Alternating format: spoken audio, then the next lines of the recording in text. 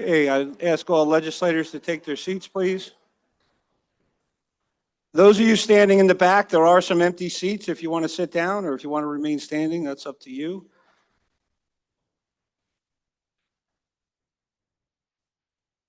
Okay, I'd like to call today's meeting to order for Thursday, May 1st, 2025. I'd ask everyone to please silence your electronic devices, telephones, whatever you have with you, and we'll start with a roll call. I'm sorry, we'll start with a pledge to the flag. If everybody join me.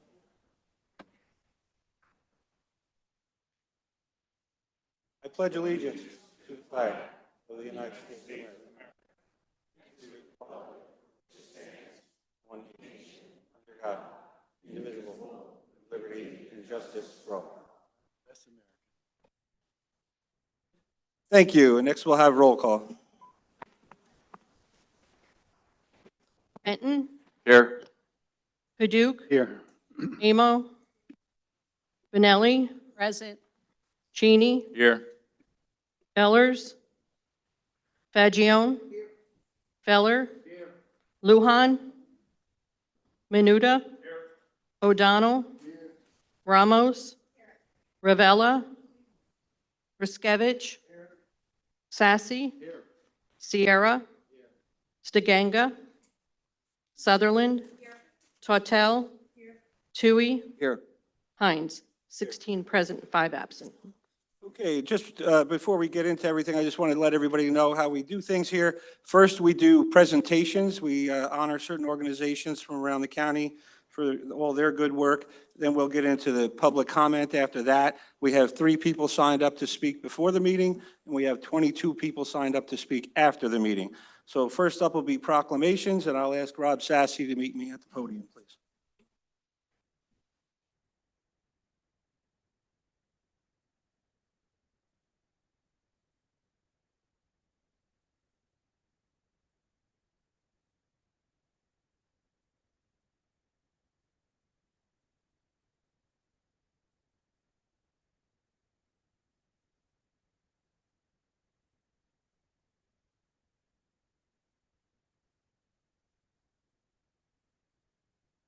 Okay, our first awards tonight go to an exciting group of individuals.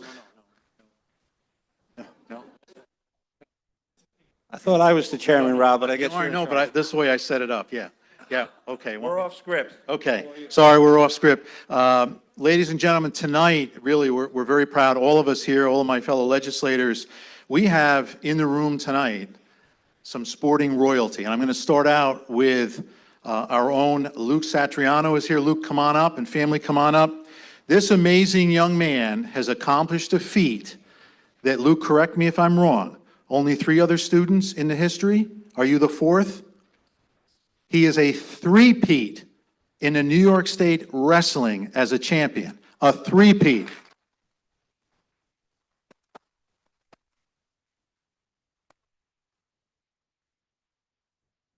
How many colleges do you think are after this fine young man? They all want him. And I've known his family. They're wonderful people. I'm very proud of teacher at Valley Central High School. So, Luke, on behalf of the Orange County Legislature, I'd like to present to you this evening a Distinguished Service Award for your 3-peat state champion, 2nd ever Valley Central Viking to ever do so. Congratulations.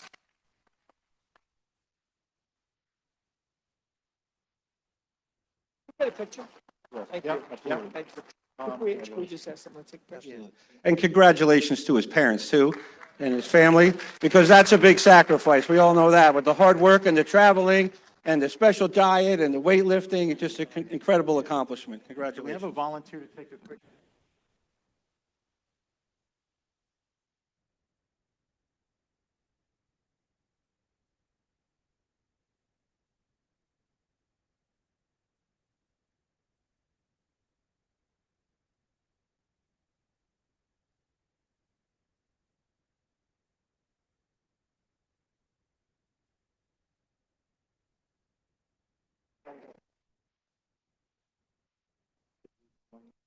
All right, would Legislator Paduk, Minority Leader Paduk, please join us up here. Our next group is also state champions.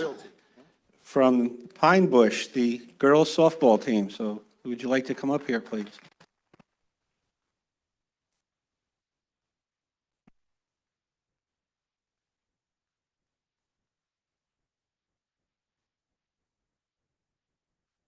Yeah, we can hold those.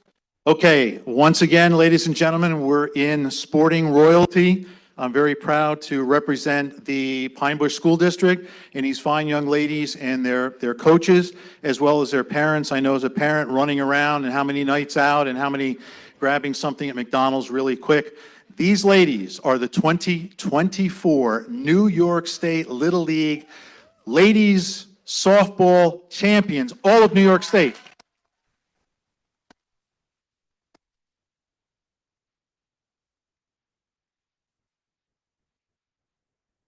And this evening, we'd like to present each one of you, as well as your coaches, with a Distinguished Service Award. And I'm going to ask my colleague, Mike Paduch, to read these off. The first one is going to Len Bailu. Bailu, coach. Congratulations to him. He's not here, okay. Next would be Jonathan Flynn. He's a coach as well. Okay.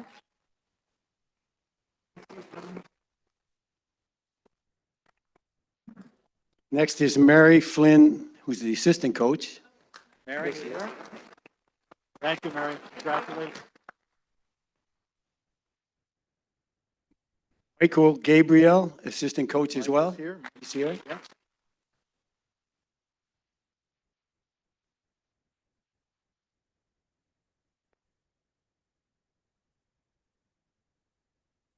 Next is Emily Bailu. Bailu. Emily's here.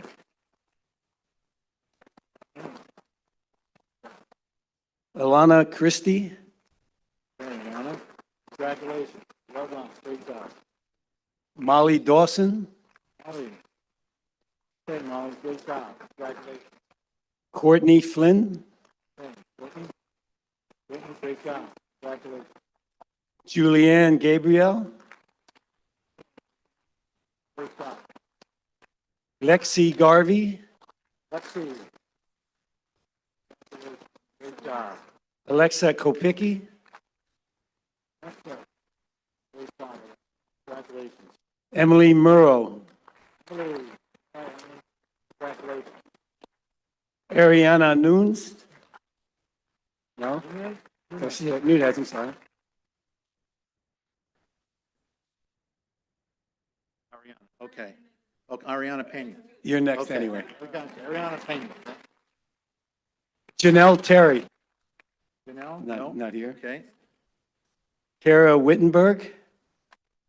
Not here. Okay. Not here. Silvana Samoski.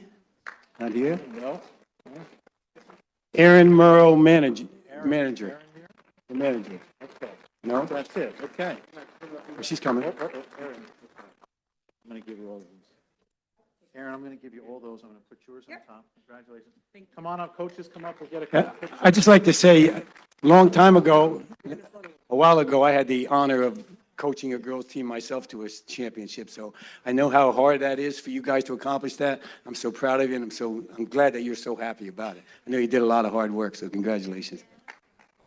Thank you, Mike. Let's squeeze in. Yeah.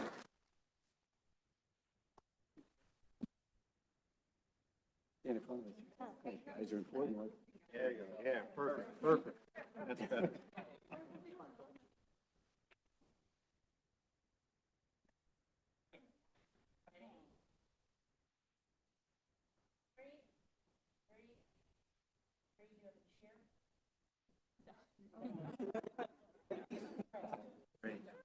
Okay, another round of applause for our sports stars here. Thank you very much.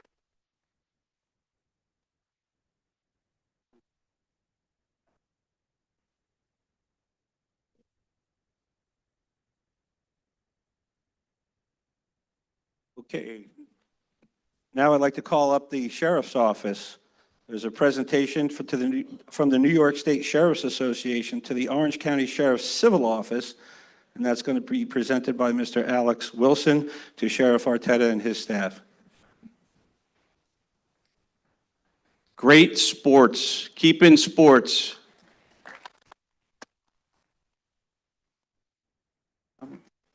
Which way you want me?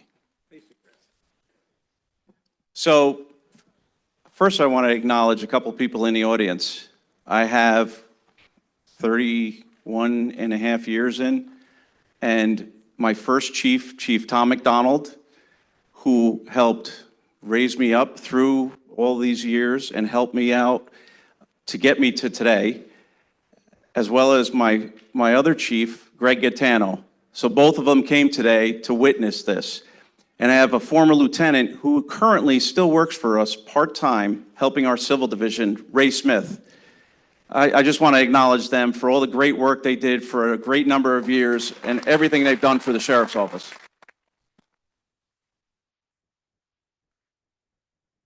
I just got a short thing I want to read so that you understand some of the civil stuff. I'm proud to announce that the New York State Sheriff's Association has accredited the Orange County Sheriff's Office Civil Division. We are honored to be joined here tonight with the association's legal counsel, Alex Wilson, to celebrate and publicly announce this major accomplishment and milestone, which has been one of my primary goals for the agency since my election. Civil enforcement plays a vital role upholding the legal system. Our civil office serves as a bridge between the courts and the public. Civilians assigned to the division and uniformed deputies work collaboratively to execute orders efficiently and lawfully. In a nutshell, it's often considered the last stop for citizens and a crucial mechanism for resolving non-criminal disputes and enforcing rights where other options have failed.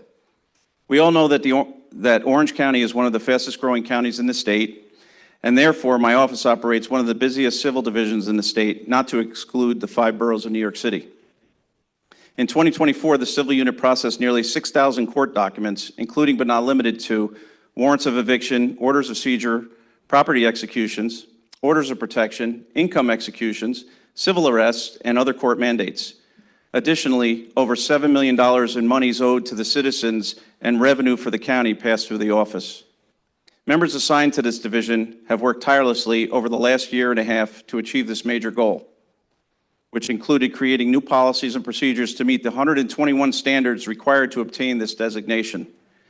Accreditation through the Sheriff's Association ensures that we follow the best practices in accounting, compliance with law, process service, and proper staff training. These enhancements to our past methods further mitigate risk and liability to the county. To the members of the legislature, thank you for your continued support for the Sheriff's Office and our mission. Your backing enables us to maintain the highest service to our constituents. To my employees, they're right there in the back row in the maroon shirts. Thank you for all your continued hard work and dedication. I want to acknowledge the leader of my civil group, Shannon Mahoney, for her almost 30 years working in our civil division and getting us to this accreditation too.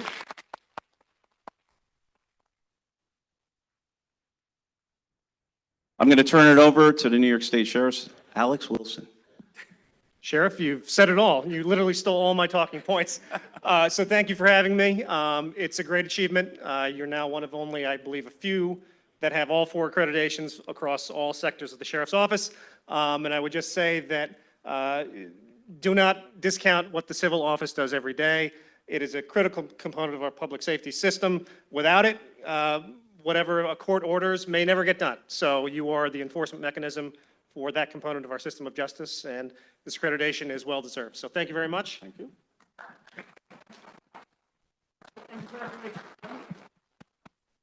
Awesome.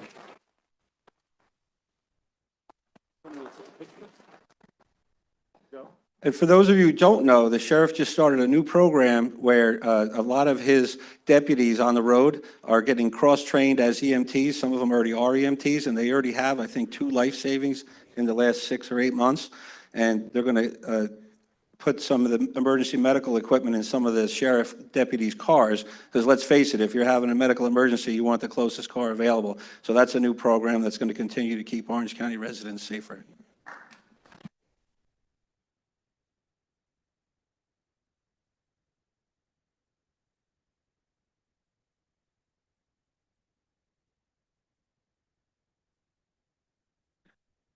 Okay, our next proclamation is going to be Orange County Think Differently with a Smile, and Legislator Tortel is going to join me up here for this.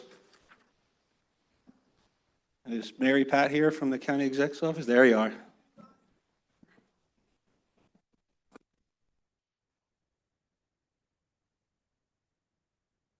Because I can't do both.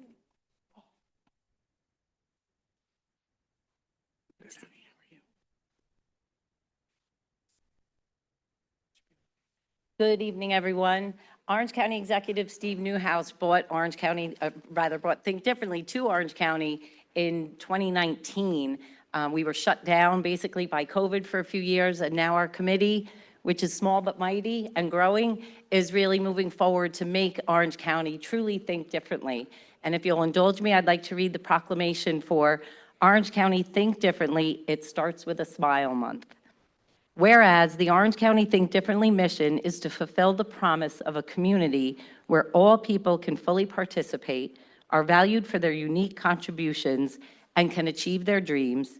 And whereas, according to the Center for Disease Control, over 70 million adults in the United States, or more than 1 in 4 Americans, reported having a disability in 2022.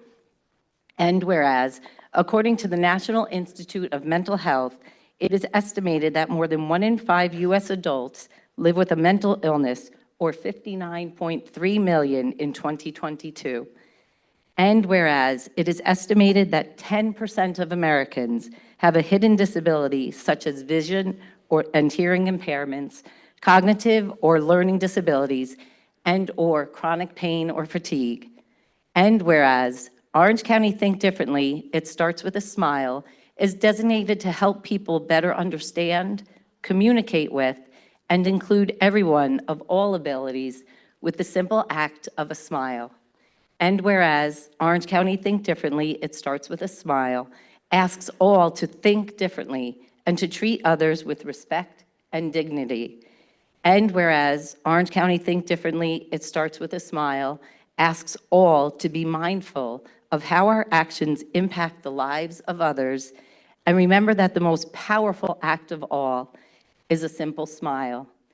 And whereas the goal of this initiative is to provide a supportive and inclusive environment for individuals of all abilities by supporting community integration and acceptance for those living with social, cognitive, and physical disabilities.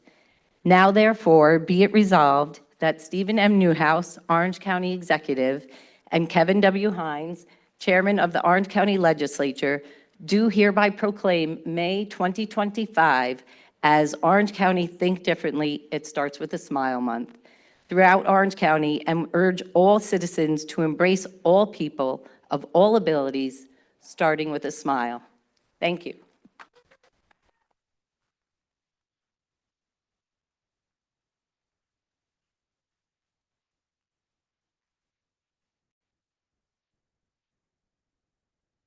I'm honored to be here today on behalf of the Orange County Think Differently Committee.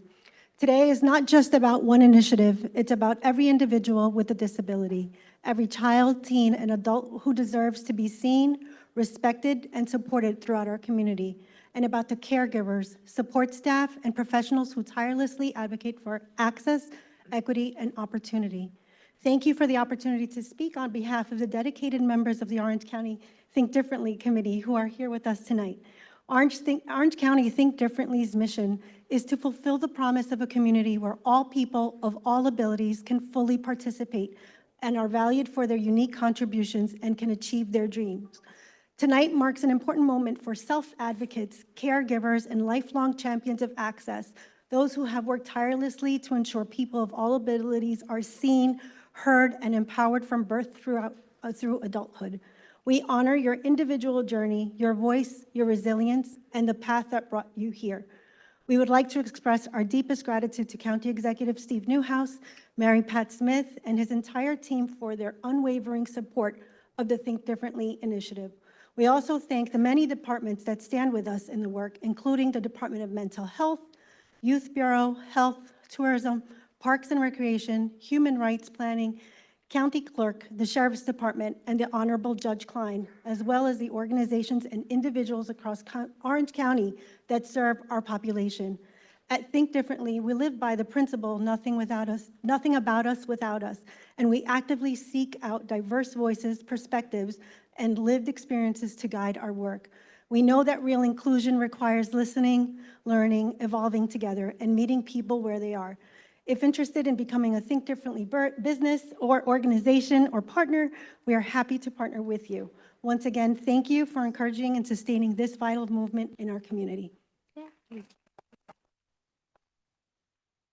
Thank you. Yeah, and Judge Klein, did you want to say a few words? I didn't know I was speaking. I want to tell you about this group. We have amazing people here from all walks of life and all different professions. And I have to tell you, Orange County is the greatest county because we are collaborative. You see our legislature, you see all the different groups, and we all work together for one thing, for the betterment of all people. And I want to thank this committee because not only are they thinking differently, but we are changing the world, one child, one adult at a time. Thank you, Judge. And now Legislator Tortel will make the presentation. Thank you. On behalf of Orange County Executive Steve Newhouse, the County Legislature, Chairman Hines, we present you with the proclamation, and thank you for all you do, and thank you, Mary Pat Smith, because a smile does make a difference in everybody's lives, so thank you. All right, thank you.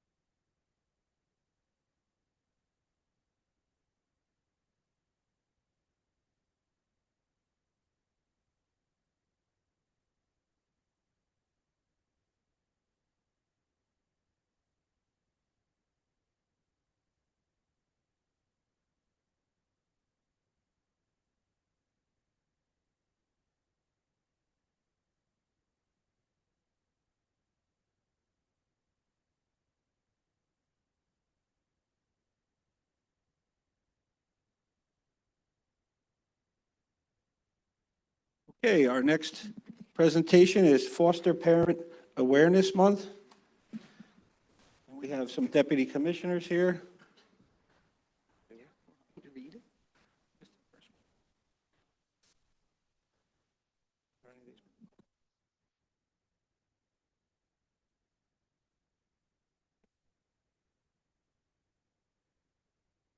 Deputy Commissioner, you want to say a few words before we get started? Of course. This is always a wonderful opportunity for us to acknowledge the very challenging but very rewarding work that our foster parents provide on behalf of our foster care population, our family foster care population. I've worked with one of the families many years ago, and I look forward to being able to honor all three of our families tonight. Yep. I would like to also welcome our staff and our foster families to please come forward.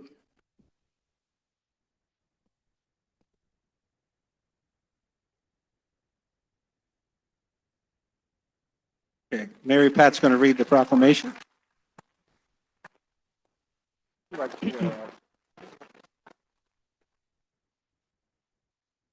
Orange County Foster Parent Month. Whereas May has been designated Foster Parent Month in Orange County, and whereas the youth of this county, state, and nation are our most precious resource and hope for the future.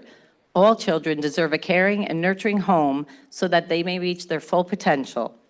And whereas the people of Orange County are compassionate and have a longstanding tradition of opening their hearts and homes to children in need of a stable and permanent setting, and whereas Orange County has 154 foster families providing care for 98 Orange County children, and whereas it is important to recognize the invaluable contribution foster parents make to the children of Orange County by so willingly giving their time and devotion to improving these children's quality of life.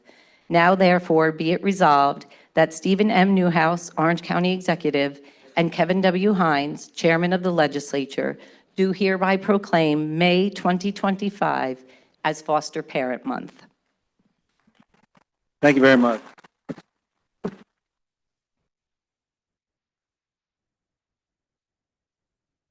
Sure. I'm going to do this quickly, but we did kind of write up a little summary of our foster parents. Do you have them? No? Okay. So Sheila and Andy Reed, they've been foster parents for many years, and they've done an amazing job. They mainly take teenagers, which a lot of our foster families are terrified to take teenagers. So they really have dealt with some of the most challenging behaviors, and they just roll with it, and they just keep them. They don't disrupt them. They work with it. They work with service providers, and they're really amazing. So we really, truly appreciate you and what you do for us.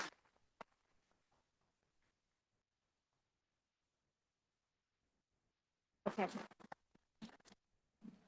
The Snyders, Faith, and Keith, sorry, I didn't expect to have to talk. So they've also been foster parents for a very long time, especially children, medically fragile children.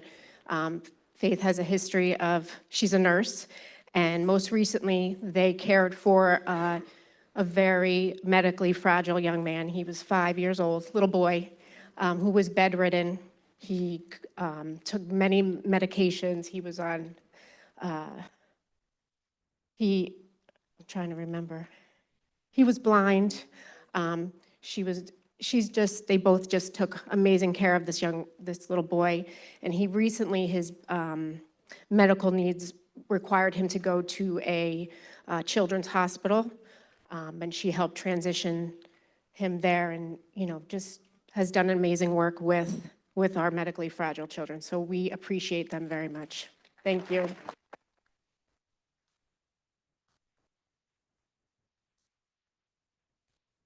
And then we were very fortunate to have another family join us from the city. They moved here, Alicia and Roberto Enriquez. They started out with one young lady, and then we needed a home for 4 girls, ranging in age from, I think, 14 to 6, 7 to 12. And they all have gone through horrific traumas. There's 5? Well, you do the sibling group of 4, right? And then another young lady. So they both have their hands full. But to find a home that can accommodate a sibling group of 4 is very challenging, especially when they all have high needs. And we wish we could clone all of these foster parents because they're so remarkable and do so much for us. So thank you all so very much. We appreciate you.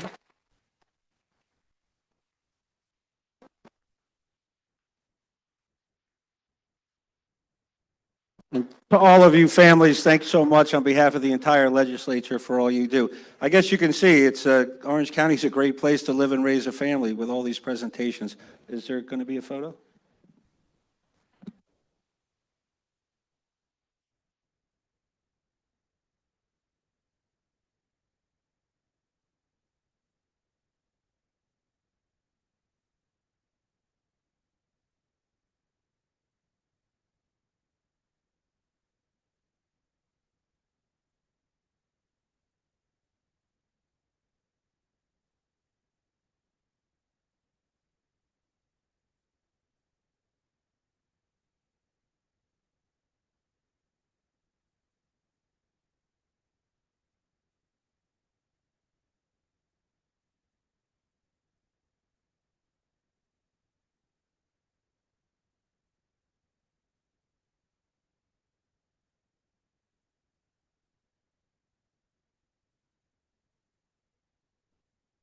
And now we have our last presentation. I'll ask Legislator Ramos to please join us.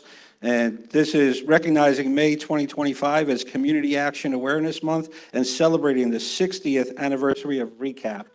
So I'll ask Michelle McCune and Charlie Quinn to please come up.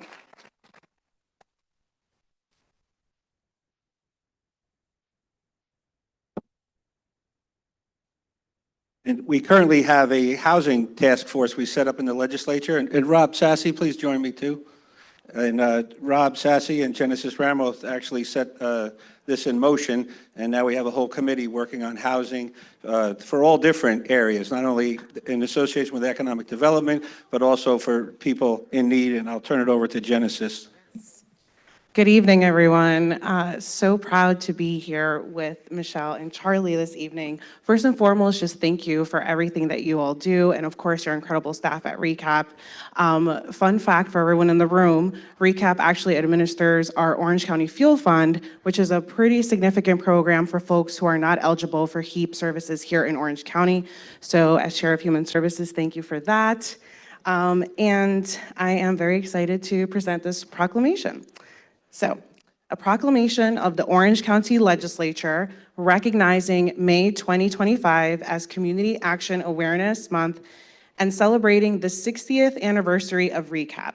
Whereas community action agencies were established under the Economic Opportunity Act of 1964 to combat poverty by empowering individuals and families with limited resources through local-driven initiatives, and whereas Regional Economic Community Action Program, Inc., RECAP, founded in 1965, has served as Orange County's designated community action agency for 60 years, addressing the root causes of poverty and creating pathways to opportunity. And whereas RECAP has worked tirelessly to improve lives and strengthen communities through vital services, including housing assistance, early childhood education, substance use recovery, community safety, advocacy, workforce development, and food security.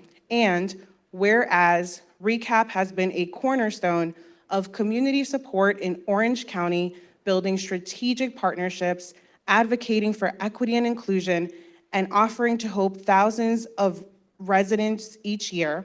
And whereas May is recognized nationally as Community Action Awareness Month, a time to honor the legacy and ongoing contributions of community action agencies across the United States, and whereas the year 2025 marks the 60th anniversary of RECAP's founding, a significant milestone that reflects the agency's enduring dedication and impact.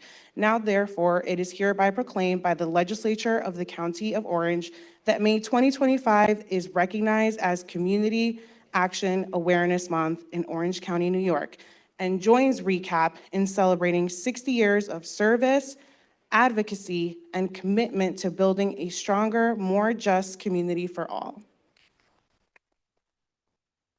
And they just had an incredible conference today, congratulations, and also recently broke ground in the city of Newburgh with a supportive housing project that I was able to be part of and witness as well. So I want to pass it over to Charlie and Michelle to give some words.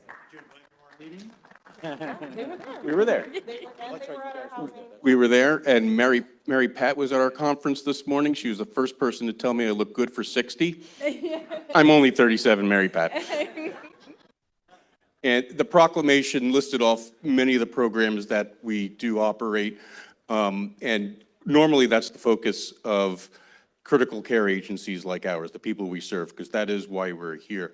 But since we are talking to some of the folks who fund the programs that we operate, I want you to know the return on investment of your taxpayer dollars that you lend to us. And we save millions of dollars for the taxpayers in this county with the people who do not go back to jail because of our parole reentry program, the folks who are not showing up in emergency rooms because of the housing that we provide, the children who are able to make it into kindergarten because of our early Head Start programs.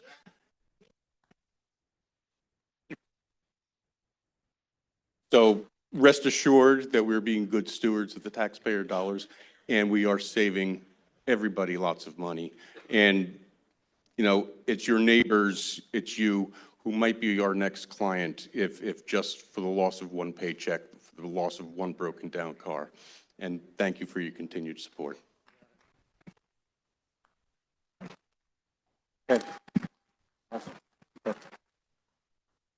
You should also know that not only does Charlie do that by day, but 24 hours a day, he's the fire chief in Cornwall and Hudson as well. Congratulations, and thank you for all that good work.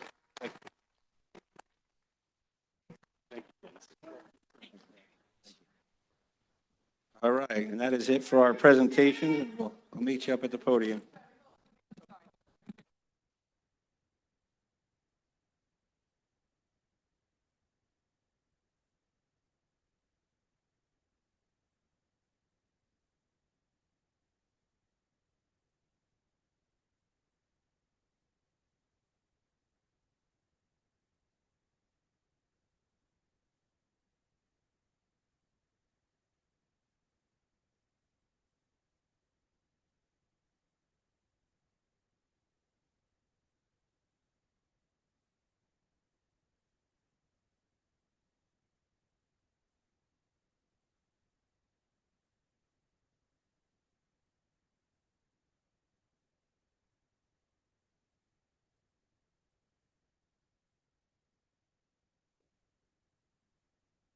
Okay.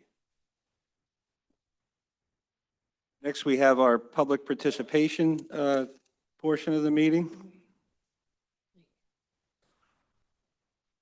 Oh, I'm sorry. Majority Leader Benton. Thank you, Mr. Chairman. The legislature would like to recognize the following for the month of May. The annual Orange County Veterans Picnic and Resource Fair on May 3rd, Volunteer Firefighters Appreciation Day on May 4th, Mother's Day, May 12th, International Day of Families, May 15th, and Memorial Day on May 27th. We would also like to recognize Mental Health Awareness Month for the month of May, as well as National Bike Safety Month, Military Appreciation Month, National Bike Safety Month, and Asian American and Native Hawaiian and Pacific Islander Heritage Month. Okay, thank you very much. Now we'll move on to public participation. Speakers should know that you have 3 minutes to speak. You'll come up to the podium here and make sure you hit the button so that the microphone turns red. And our first speaker is Maria May from Tuxedo, and she wants to speak about agenda item 19, the Harriman wastewater treatment plant. Just hit that little button, and the microphone will turn red. There you go, you're all set. Hello. Today I want to talk about the Harriman wastewater treatment plant. I see that this body tonight is addressing the issues related to the Harriman wastewater treatment plant. You're voting on it. It seems to me that now Mr. Tui and the previous chairpersons of the legislature are trying to backpedal by addressing an issue that should have been dealt with decades ago.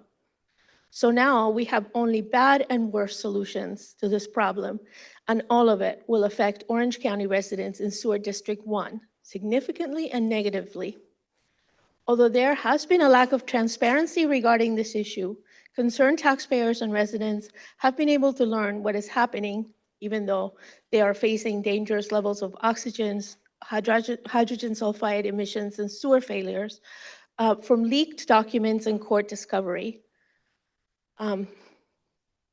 One example detailing a leak of proprietary system schematics audit from 2023 show that failure in the aeration basin caused the release of dangerous levels of ammonia, and that mechanical failures caused by faulty components were ignored by plant staff, and even after Siemens, the manufacturer of said component, had issued an emergency alert.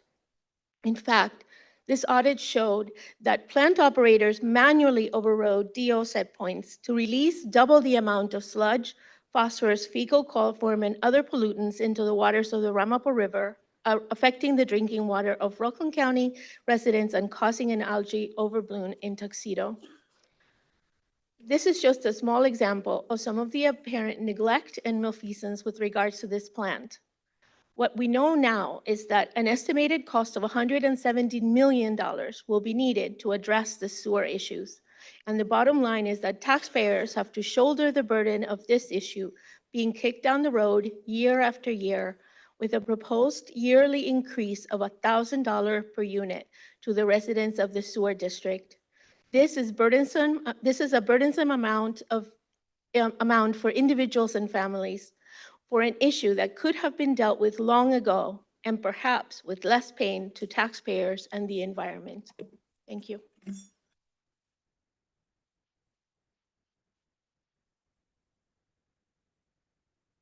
Thank you very much for your comments. Our next speaker is Nan Gill Wilson, legislative item number 29, a Warwick tax issue.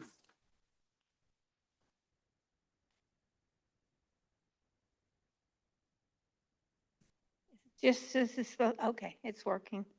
Okay, I've been in the title insurance business in this county for over 50 years, and I wasn't planning on speaking, but when I read your agenda, something hit me, and I said I better say something about it. On 29, the Ways and Means Committee, you have a resolution directing the cancellation of certain taxes which have been rendered unenforceable. Town of Warwick, Section 61, Block 1, Lot 9.22. I have never found taxes to be unenforceable. I've always seen if you don't pay your taxes, they foreclose and they take the property and they sell the property. I looked up this property on the property data for Orange County, and it is 64 acres. I've got 3 acres of undeveloped. I have 17 acres of wasteland and 44.10 acres of residential. So I'm not understanding why it's unenforceable. The property is owned by, I have to look at the owner, hold on a minute. It's L and M, it's owned by an LLC. So I just didn't understand why. And being in the title business all these years, I couldn't understand why. So I would have preferred to talk about it after I heard your presentation as to why it was unenforceable. But I decided I would talk because I was supposed to go ahead. So thank you very much, and thanks for all the good work you do.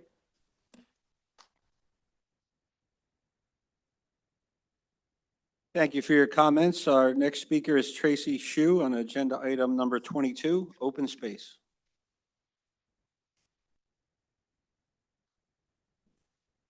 Good evening. First off, I just wanted to thank you for those great presentations of important people and programs in the community, so well done. I am a lifelong resident of the county. I'm also a co-founder of a local nonprofit called the Preservation Collective. Our mission is to advocate for open space and to encourage citizens around the county to work together to make a difference by raising awareness of issues that affect the environment. I guess today is May Day, when I looked up, which was first celebrated thousands of years ago as a spring festival. And it was also, I think, the first celebration was held for the Roman goddess of flowers. And this is the spirit while I'm here today. I read your agenda and I wanted to thank you for a few things. First, making an investment in our parks and recreation across the county. It is important to have these amenities in our community to keep and attract new residents here.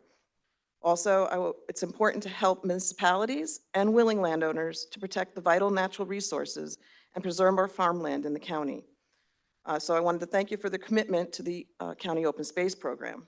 For this to be successful, it's really going to take a lot of work by the legislators to do outreach and education to public officials and residents on the benefits of this program and the important legacy that they can leave behind the community. There needs to be a balance of growth and preservation when meeting the needs of current generations without jeopardizing the capability of the next generations to meet their goals. Depleting our natural resources can impact negatively economic growth. As the population of our area increases, more development will follow, and along with it, the changing of our rural landscape that we all love.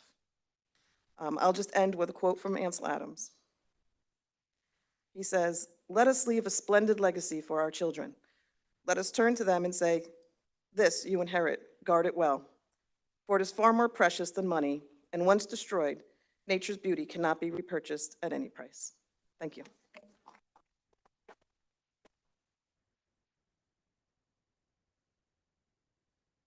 Thank you very much for your comments. That ends the public speaking portion before the meeting, and now I'll call on Majority Leader Benton. Thank you, Mr. Chairman. I move to approve the minutes of February 6, 2025. Second. All in favor? Aye. Okay, thank you very much. And now we'll move on to our agenda, and we'll start with number 1. Legislators Cheney, Sassy, Sierra, Riskevich, DeGanga, with all Republicans and all Democrats as co-sponsors. Resolution of the Orange County Legislature recognizing May 4th through May 10th, 2025 as National Correctional Officers and Employees Week. Second. Any discussion? All in favor? Anyone opposed? So carried. We move to number 2, also a voice vote. Legislators Cheney, Sassy, Sierra, Riskevich, DeGanga, with all Republicans and all Democrats as co-sponsors.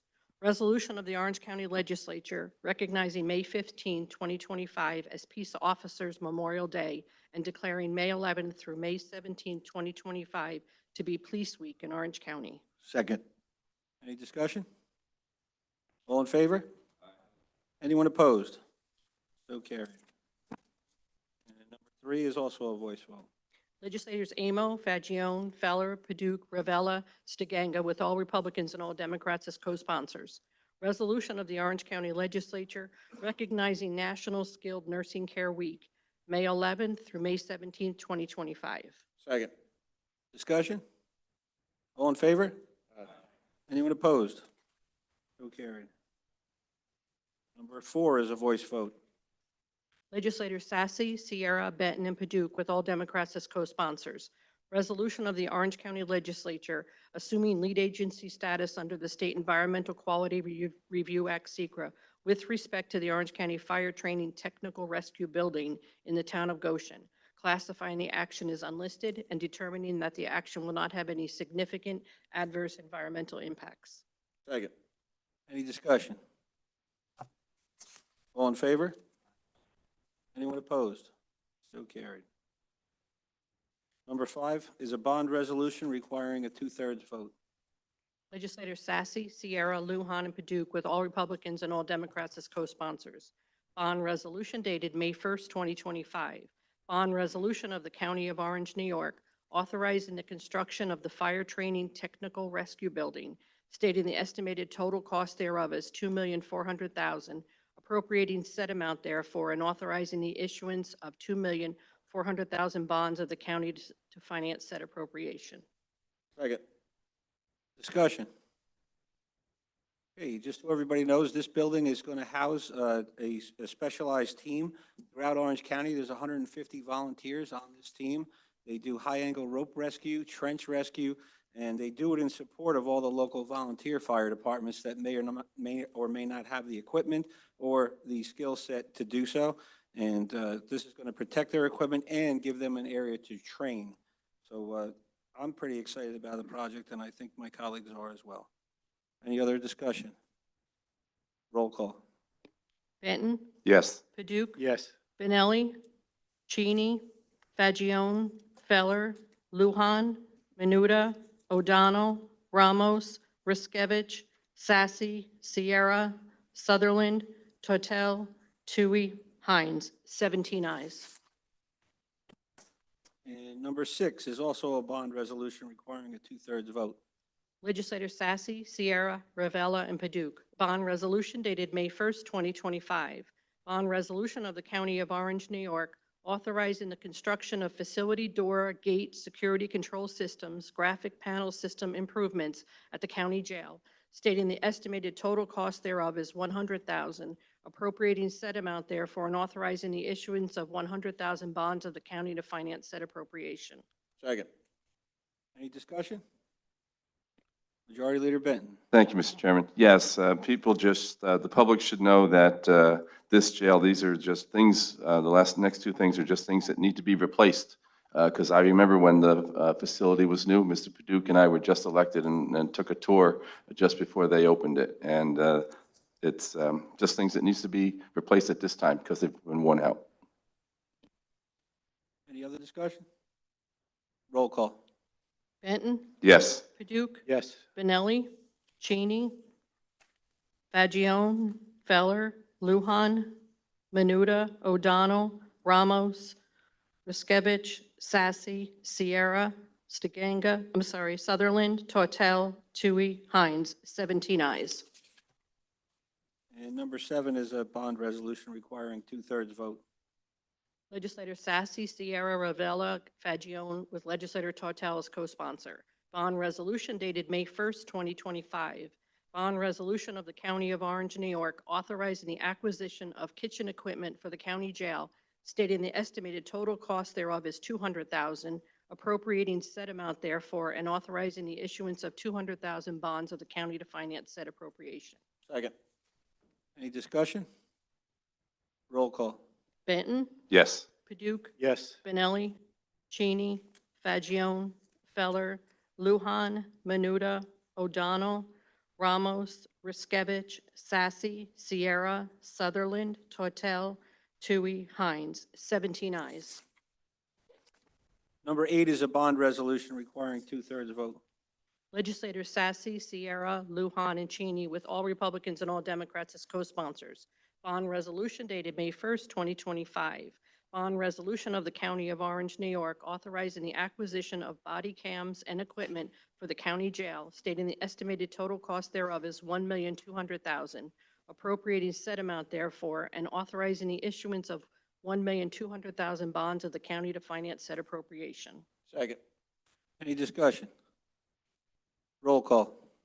Benton, Yes. Paduk, Yes. Benelli, Cheney, Fagione, Feller, Lujan, Menuda, O'Donnell, Ramos, Riskevich, Sassy, Sierra, Sutherland, Tortel, Tui, Hines, 17 ayes. Number 9 is a bond resolution requiring 2/3 vote. Legislator Sassy, Sierra, Fagione, Ravella. Bond resolution dated May 1st, 2025. Bond resolution of the County of Orange, New York, authorizing the replacement of facility doors and gate access system at the county jail, stating the estimated total cost thereof is $150,000, appropriating said amount therefore, and authorizing the issuance of $150,000 bonds of the county to finance said appropriation. Second. Any discussion? Roll call.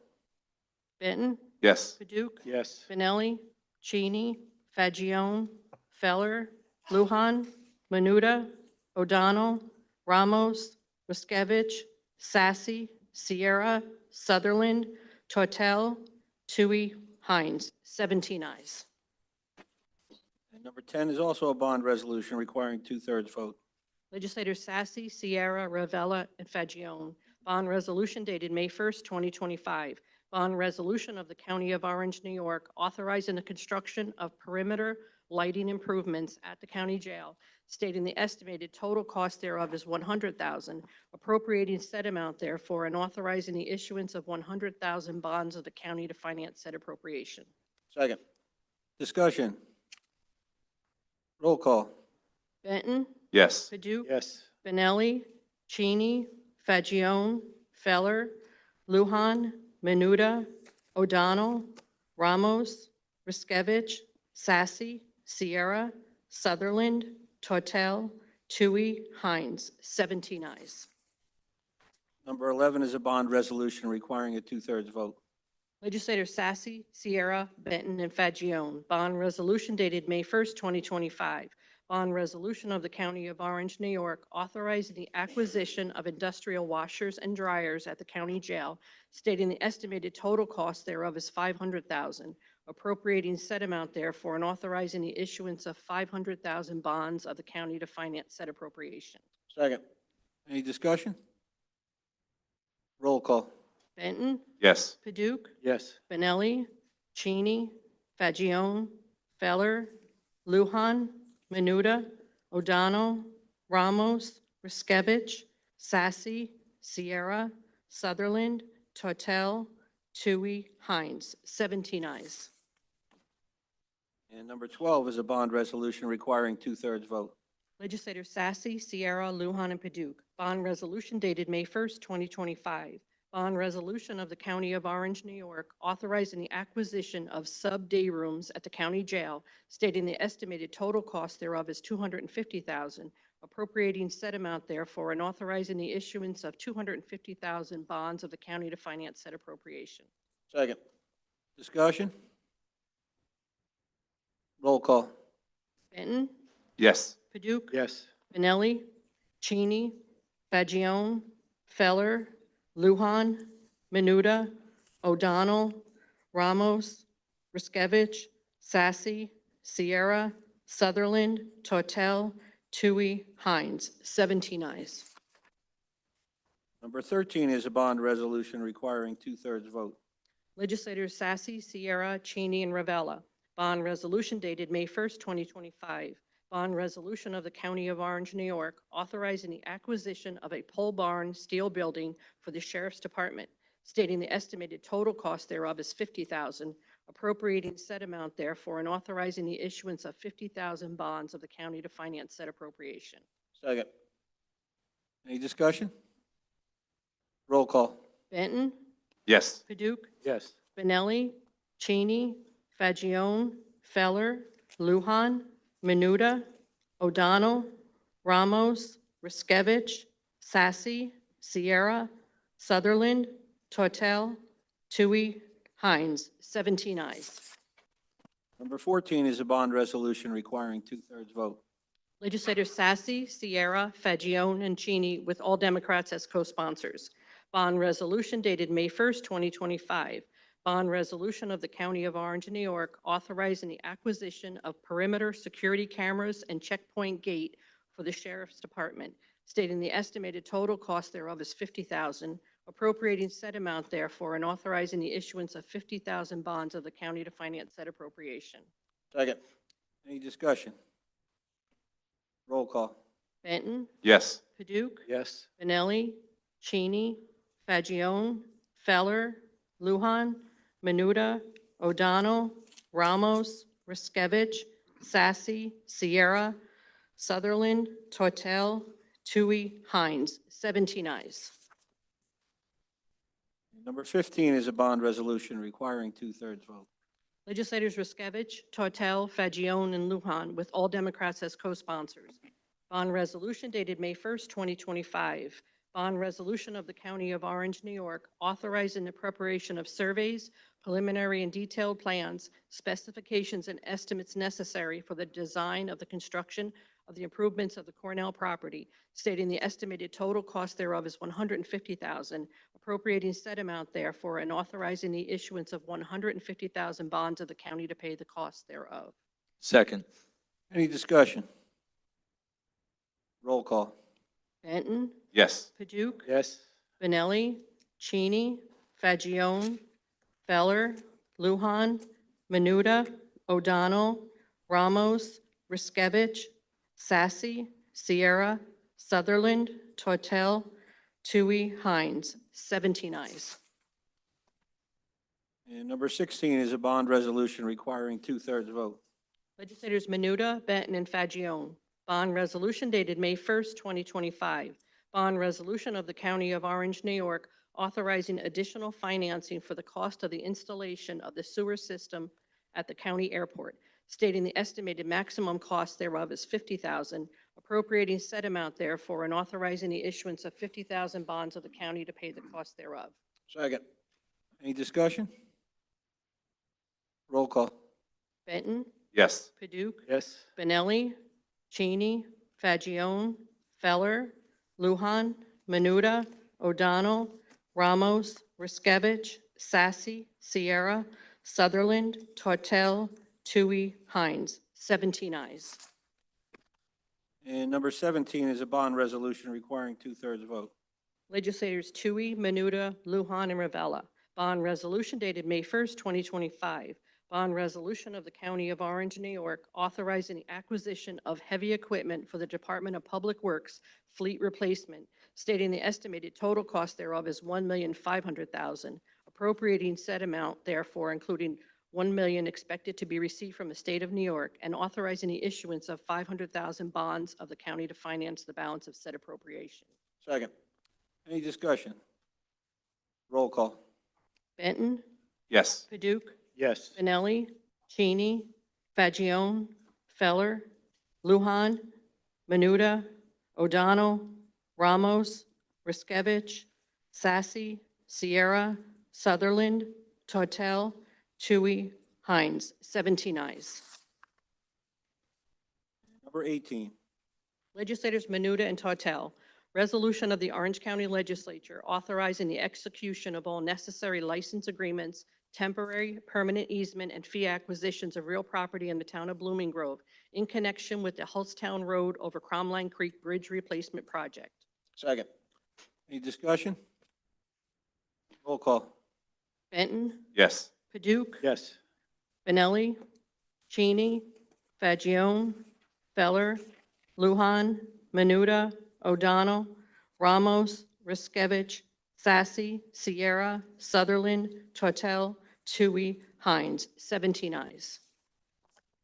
Number 19. Legislators Tui and Tortel, resolution approving proposed increase and improvements to the facilities of the Orange County Sewer District Number 1 pursuant to County Law, Section 268. Second. Any discussion? Minority Leader Paduk. Thank you, Mr. Chairman. In regards, I know there were comments about the sewer district plan. Our team that's working, the consultants that are working on the project are applying for all the grants. We don't know what that number will be yet. Hopefully, it'll bring down the cost to the district users by whatever grants we receive. So I just want to make that clear for everybody. Legislator Menuda. Also, in regard to that, they're looking at somewhere around 60 million in grants that they're looking to obtain, so that would significantly reduce the cost of it. With respect to the time frame, it's really important for the public to understand that it took 10 years to get to this point through various state and federal regulations and studies. So it's not that the county hasn't done anything about it, it's just that the process takes a very long time for the engineering to get done, and we're finally there. Legislator Tui. Thank you, Chairman. Just for clarification, to follow up what Minority Leader Paduk said, that we are moving forward with it. We're going for approximately $60 million in grants, and that's this turnaround. The applications are almost done. They have to be submitted by May 30th. And then in the summer, there's some more grants that will be coming open, and this will go on. So actually, it was stated that the amount would be $1,000 a year per user. Actually, that's the worst-case scenario if we did not get any grant money at all. Right now, they're paying, users are paying about, I think, $540 or $550 a year, and with getting the grants, that would probably maybe go up to like $700. So that $1,000 amount is a worst-case scenario if we receive zero funding on this project. Thank you, Chairman. Thank you. Any other discussion? Roll call. Benton, Yes. Paduk, Yes. Benelli, Cheney, Fagione, Feller, Lujan, Menuda, O'Donnell, Ramos, Riskevich, Sassy, Sierra, Sutherland, Tortel, Tui, Hines, 17 ayes. Number 20. Legislators Tortel and Benton, resolution authorizing the Orange County Executive on behalf of the Orange County Department of Parks, Recreation, and Conservation to execute an intermunicipal agreement with the town of Deer Park for the installation and maintenance of recreational facilities and amenities at the Harriet E. Space Recreational Park. Second. Any discussion? Legislator Fagione. Thank you, Chairman. I encourage all my colleagues to support this resolution here before us today. This is a resolution of commitment from the county in conjunction with the town of Deer Park. I want to compliment the administration. County Exec Newhouse has been on the forefront when it comes to preserving and keeping some of our beautiful parks and green spaces as green as possible. I want to compliment the town of Deer Park, led by Gary Spears, town supervisor. They have worked tirelessly to keep this park truly a field of dreams. This memorandum of agreement is a commitment to enhance this park and to bring more ball fields, another football field, a beautiful pavilion, and other amenities that will benefit all of the people, not just in Western Orange County, but all of Orange County. So come on out to Deer Park, check out this beautiful park, and I want all my colleagues to say, please support this resolution. Thank you, Chairman. Any other discussion? Roll call. Benton, Yes. Paduk, Yes. Benelli, Cheney, Fagione, Feller, Lujan, Menuda, O'Donnell, Ramos, Riskevich, Sassy, Sierra, Sutherland, Tortel, Tui, Hines. 17 ayes. 21. Legislators Menuda and Benton, with all Republicans and all Democrats as co-sponsors. Resolution authorizing the county executive, in conjunction with the Orange County Department of Parks, Recreation, and Conservation, to submit an application to the New York State Office of Parks, Recreation, and Historic Preservation for the Municipal Parks and Recreation Grant Program. Second. Any discussion? Roll call. Benton, Yes. Paduk, Yes. Benelli, Cheney, Fagione, Feller, Lujan, Menuda, O'Donnell, Ramos, Riskevich, Sassy, Sierra, Sutherland, Tortel, Tui, Hines. 17 ayes. Number 22. Legislators Fagione, Stiganga, Cheney, and Lujan, with all Republicans and all Democrats as co-sponsors. Resolution making a supplemental appropriation to the 2025 Orange County budget for the Orange County Department of Planning for open space pursuant to Section 4.09 of the Orange County Charter. Second. Any discussion? Minority Leader Paduk. Thank you, Mr. Chairman. That amount is $4 million.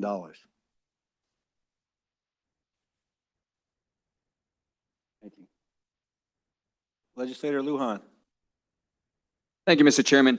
I just wanted to echo the sentiments of one of the speakers that came before us earlier today. I, too, am a very proud supporter of preserving Orange County. I know that many of the people who either moved here, who have grown up here, truly love that quality of life that they have here in Orange County.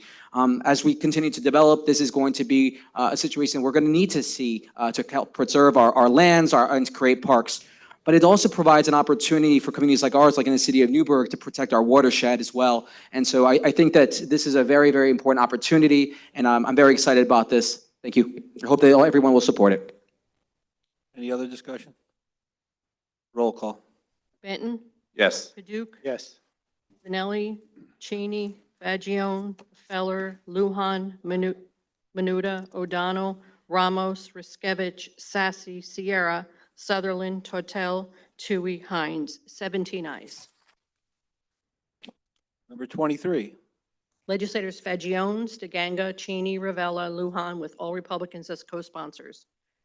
Resolution authorizing the county attorney's office, in conjunction with the Department of Planning, to begin negotiations and preparations of all documents that will be required for the acquisition of 136 acres of land for the Gibraltar Rock Community Forest Project in the town of Warwick, and setting a date for a public hearing pursuant to New York State General Municipal Law, Section 247. The public hearing will be held on May 21st, 2025 at 2:45 p.m. here in the Legislative Chamber. Second. Any discussion? Add me, please. Yeah, Riskevich added.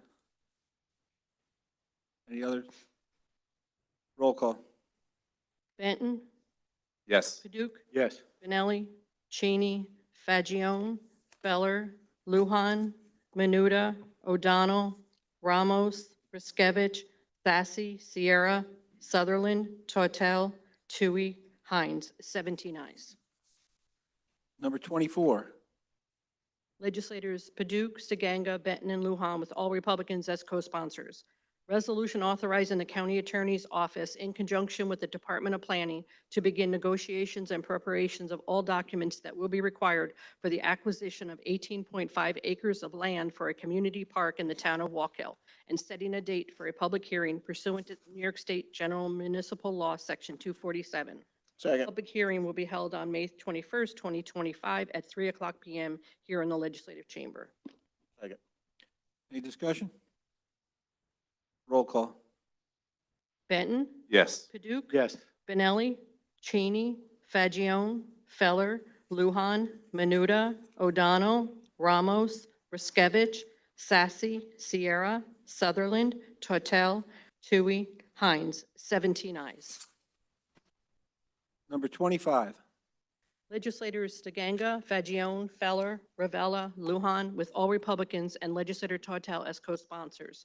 Resolution authorizing the county attorney's office, in conjunction with the Department of Planning, to begin negotiations and preparations of all documents that will be required for the acquisition of 25.6 acres of land for a community park in Wells in the village of Woodbury, and setting a date for a public hearing pursuant to New York State General Municipal Law, Section 247.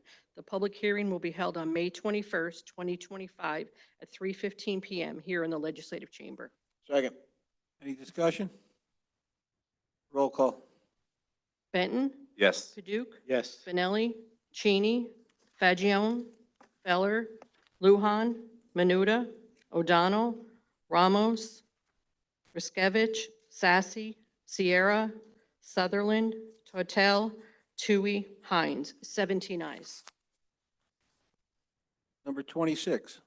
Legislators Fagione and Lujan, with Legislator Tortel as co-sponsor.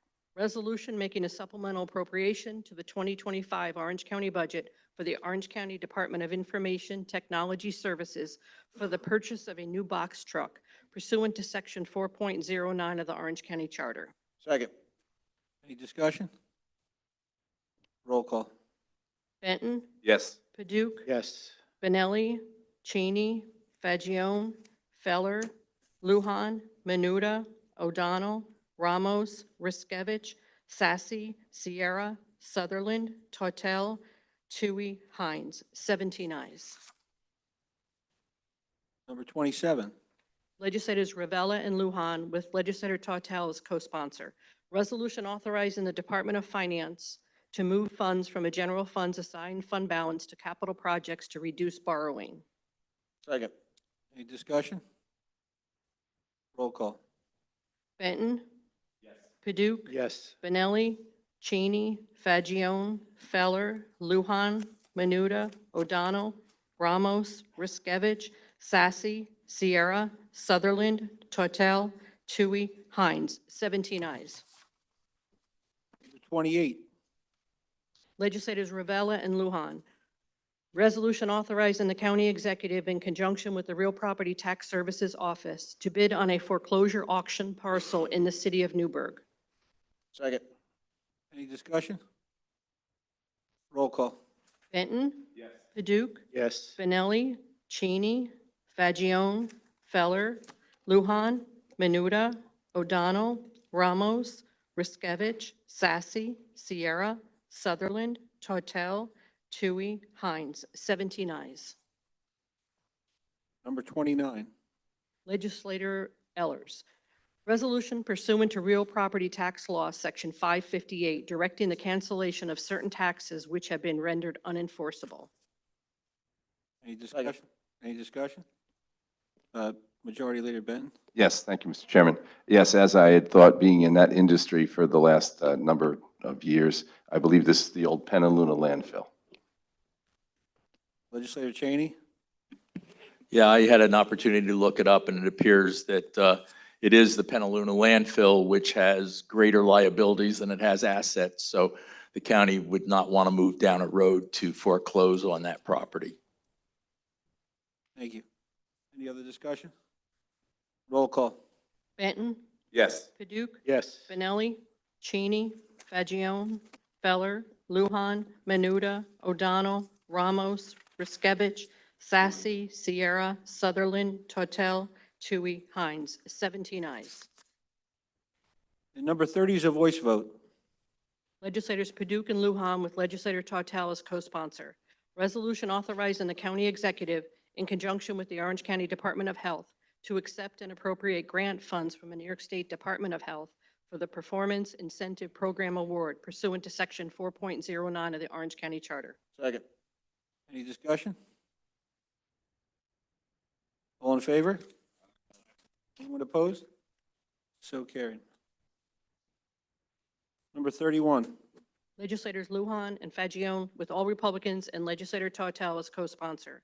An act amending the appropriate Orange County employment schedules to create 35 student intern seasonal positions at the Orange County Department of Human Resources pursuant to Section 2.02L of the Orange County Charter. Second.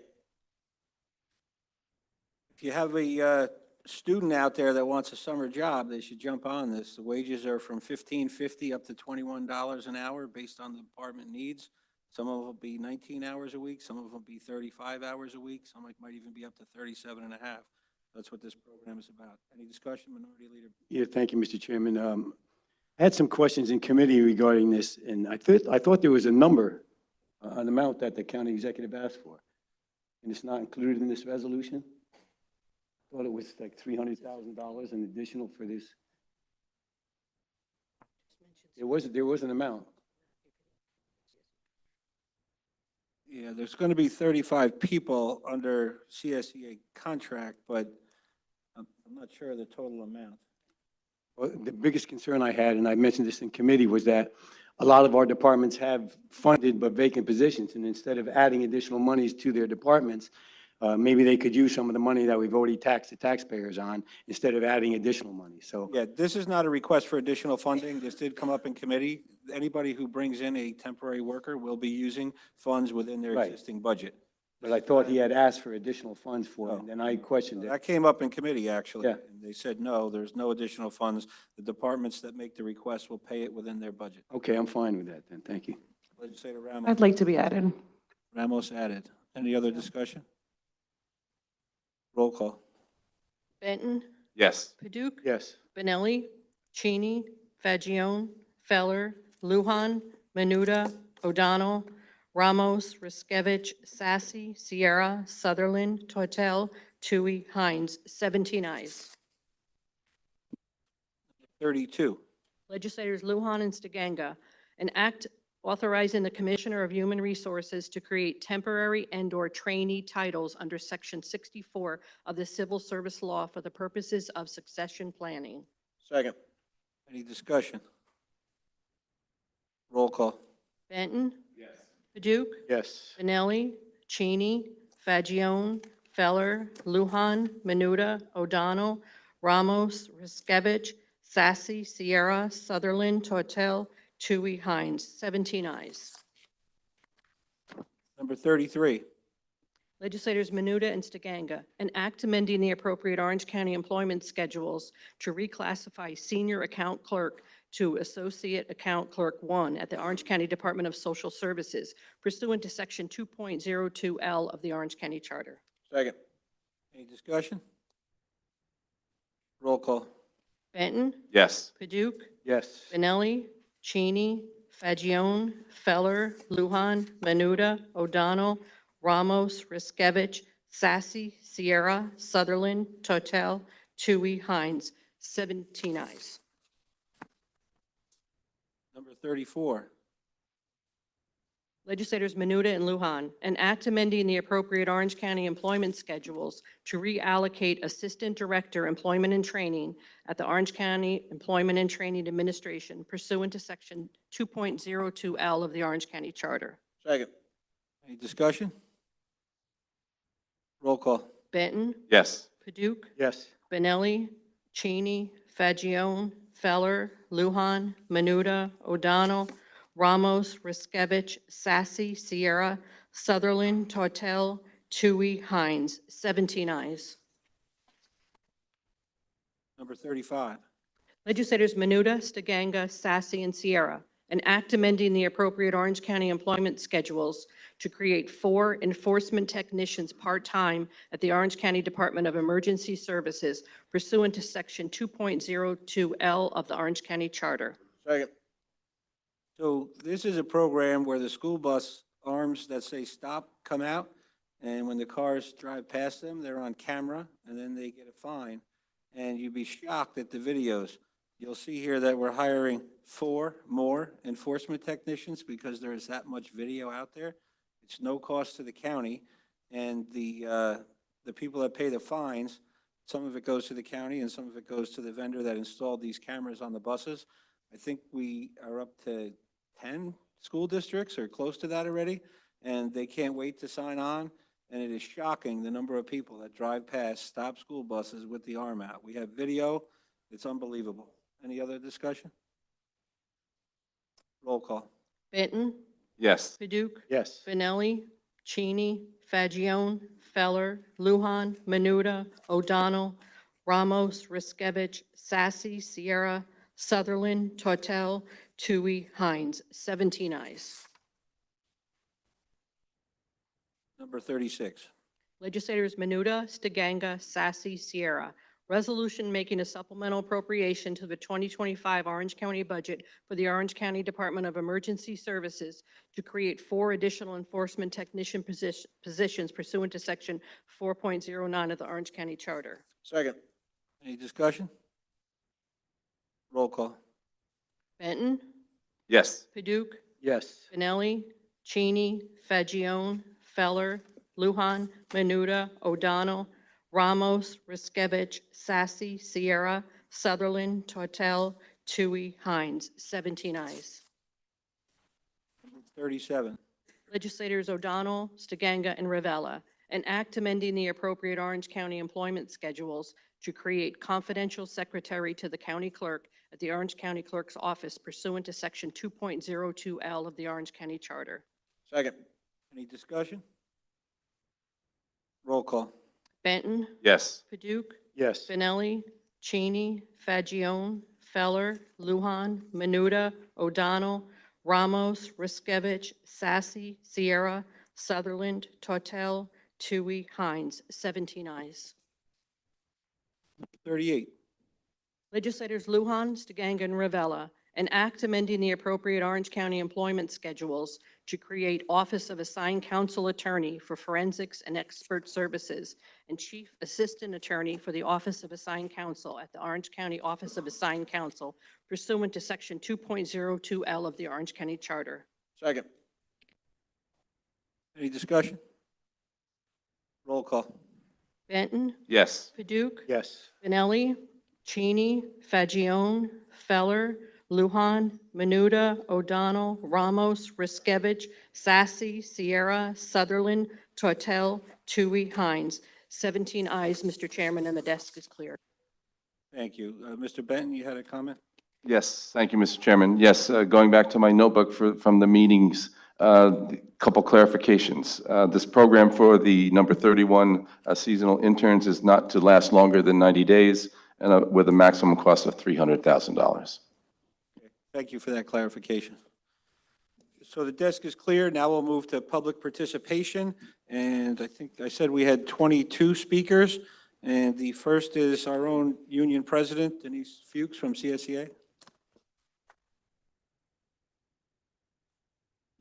I'll remind all speakers, there's a 3-minute time limit, please. With 22 speakers, I ask you to please stick to it. Thank you. Good evening. For those of you that do not know me, my name is Denise Fuchs. I am CSEA Unit President 7900 here in Orange County. I would like to first thank you for scheduling an evening meeting with the legislature to give employees and your voting constituents a fair opportunity to attend and speak. We are here today to address a disconnect with Orange County government and the hardworking men and women that work here. You as legislative body have approved $125,000 for a salary study with the final cost to the taxpayers of approximately $225,000. I ask you, other than the prior chairman, chairwoman, and the legislative legal counsel, by a show of hands, how many of you have actually had the opportunity and fair access to review the study and the documents of the report? This report came out prior to contract negotiations and the settlements with all the unions. CSCA foiled it in several times and was denied, with the HR claiming that they were using it as contract negotiation tools. All contracts have currently been settled and signed off on, but still the report is held hostage from you, the legislators, the employees, and the general public. Or is it just being used for management, hiring, and retention purposes? We ask, why? What are you afraid of? And where is the truth and transparency in government? Ulster County and other county executives have done studies and released them. And yes, there are disparities that they admit to and recognize, and they have been willing to work together with their unions for a change. These are uncertain times and a lack of trust in government. We deserve real leadership and transparency. Please look at the men and women behind me. They are the everyday heroes of Orange County. They are the boots on the ground providing the vital services to the residents of Orange County, and they deserve to be treated fairly with dignity and respect. Please release the entire salary study now. Thank you.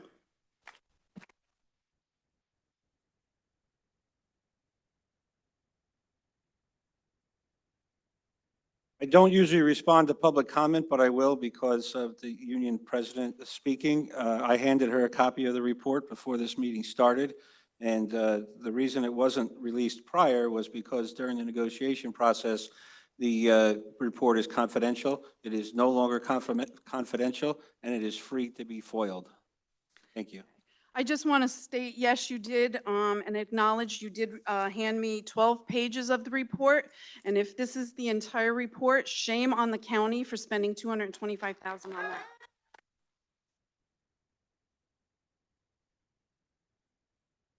So what you have in your hand is the report, not all the data and things of that nature. That is the report. Our next speaker is Michael Sussman.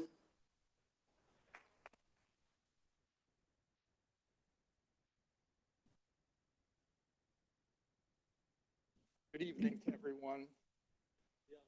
The other one. I can use either, right? Good evening, and I'm appreciative of being here with you this evening. I thank you for holding this meeting, and I hope it's the first of many evening meetings that you intend to hold.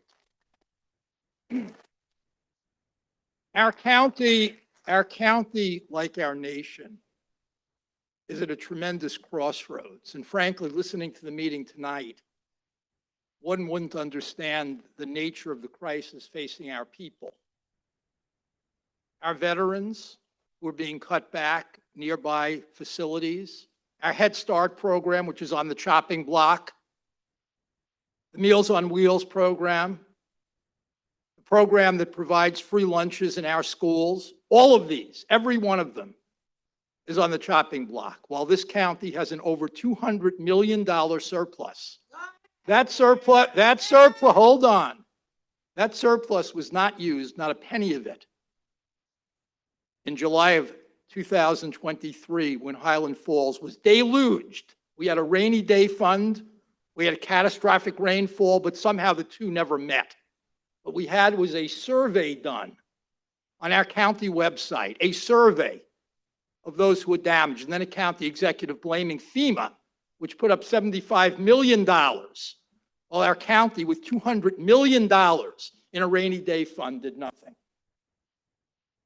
I would suggest this legislature immediately commence a study of how it will use its surplus to deal with the catastrophic cutbacks, which President Trump has not only announced, but broadly and boastfully announced, and which will affect every nook and cranny of the country, including our county. Our people need help, and that can't come after the cuts have been effectuated and the programs eliminated. There must be planning for that now, and that planning must include the legislature and the citizenry. Thank you.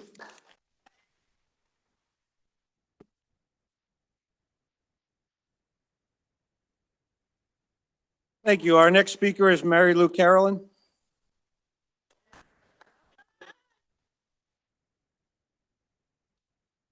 Good evening. I have been wanting to get more involved and more knowledgeable about county legislation and politics for a very long time. I'm very appreciative of this evening meeting opportunity. Accessible government, community-centered leadership, this is what we expect from our elected leaders. Having open meetings scheduled when most citizens are able to attend is critical. I don't understand how it could be otherwise. I can't leave my full-time job in the early afternoon to attend, and I know that I am not alone. I have a concern that I would like to share with all of you. Many county and local legislators tend to remain in these positions for a very long time, some for as many as 30 years. This concerns me because the chaos at the national level is affecting us at all local levels. To address these issues will take new energy, empathy, and commitment to the people that you serve. Will you stand up for those who are suffering? Will you stand up for the nonprofits that are losing their funding at a rapid pace? Will you stand up for all of those who have lost their jobs? I really hope so. And I thank you for hosting the meeting tonight so that people like me can come and speak my mind and share my concerns. Thank you.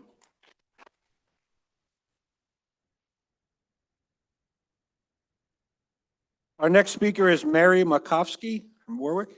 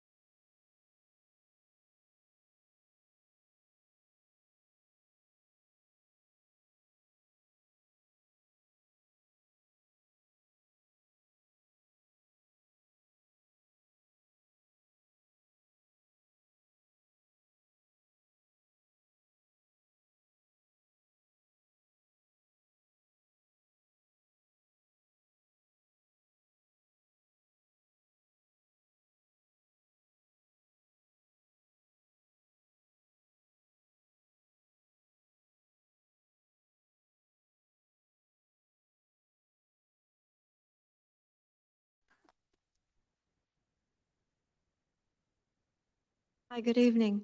My name is Kippy Boyle, and I'm a former member of the City of Newburgh Conservation Advisory Council.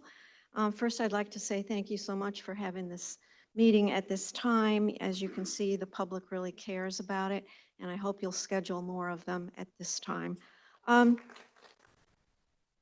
I'm here tonight because I'm wondering about the status of the climate smart programs that are conducted within the planning department. Um, Specifically, starting with the Clean Energies Communities program, that is being phased out. The Climate Smart Communities, all activities are on pause. The Orange County CSC Task Force, this is also on pause. The Mid-Hudson Regional Sustainability Program that you just finished doing a combined program at Orange County Community College at Kaplan Hall. There were hundreds of people there from all over the Hudson Valley.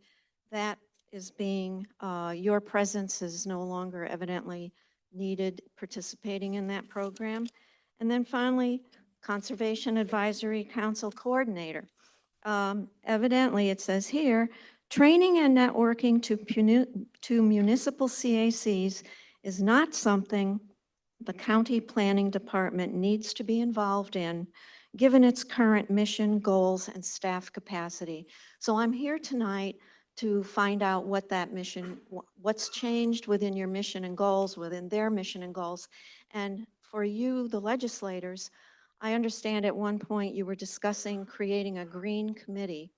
And I think now is the time to move forward with that so that you can stay completely connected to what's going on in the planning department. Thank you so much. Our next speaker is Matthew Fiscaldi, New Windsor.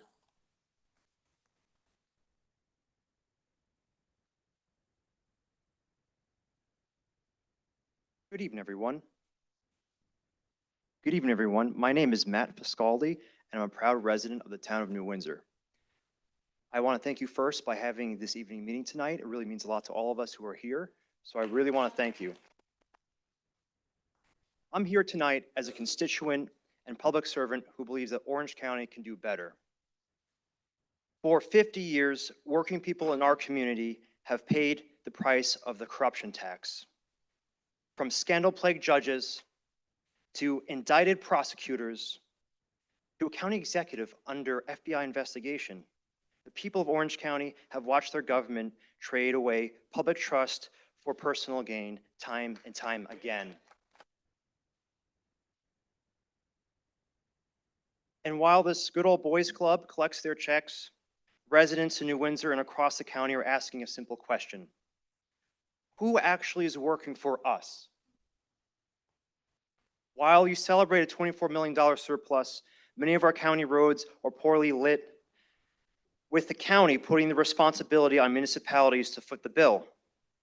Programs from the state and federal government that can help homeowners and keep our communities safe are being left on the table. I've seen members of this legislature choose to vote in favor of not giving an 86-year-old Army veteran a refund on his tax bill, despite there being a decision against the New York State tax law. I've seen legislators complaining nonstop on Facebook about potholes on our state roads, thinking that somehow by doing so, the problem will be solved and that they will be filled. For years, our county government has abdicated its responsibility to appoint a representative on the MTA board. That means commuters in New Windsor and across Orange County have no voice when it comes to the trains that they rely on, and to me, that is unacceptable. Our issue after issue, workforce housing, infrastructure, reliable transit. Orange County's leadership has been missing in action, and so to the legislators in the room tonight, I say it's time to get back to the basics, affordable homes, accountable leadership, and transparency in a county government that shows up for its people. Thank you.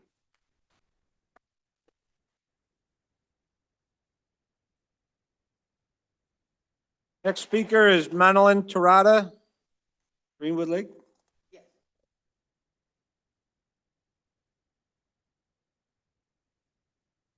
Forgot my glasses, and I have to read this because I want to make sure I stay within 3 minutes.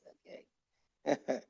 Yes, good evening. I'm Manny Torado. I'm the treasurer of the NAACP Middletown branch. Now, for those of you who are not familiar with the NAACP National Association, colored persons. We are the country's oldest civil rights organization.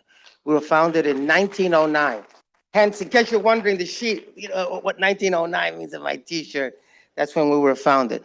We have 2,300 branches throughout the country, of which we have 2 active branches here in Orange County.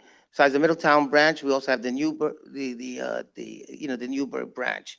Okay, and the reason why we're here is A, to introduce ourselves, well, first let me briefly, I guess, read you our mission, and then I'll explain why we're here. Okay, our mission is to achieve diversity, equity, and inclusion by advancing policies and practices that expand human and civil rights, eliminate discrimination, and accelerate the well-being of all, well-being and economic security for all persons.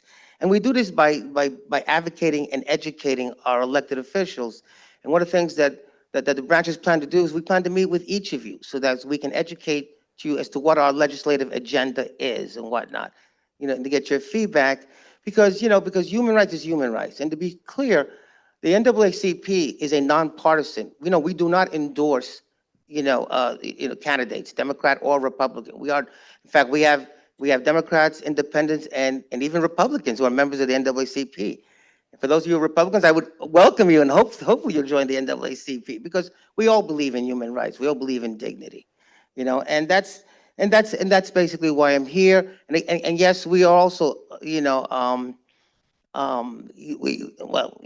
also are very glad that, that we're having evening meetings. In fact, I'd like to see it maybe held a little later, 6:37, to allow all those commuters from New York City to attend. But that's, but I know it's a thing. But anyway, I thank you. And again, we will, be in touch with you, discuss our legislative agenda. And thank you for the time.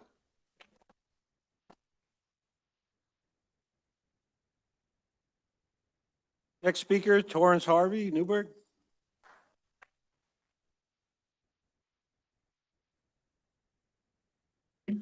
Good evening, Mr. Chairman,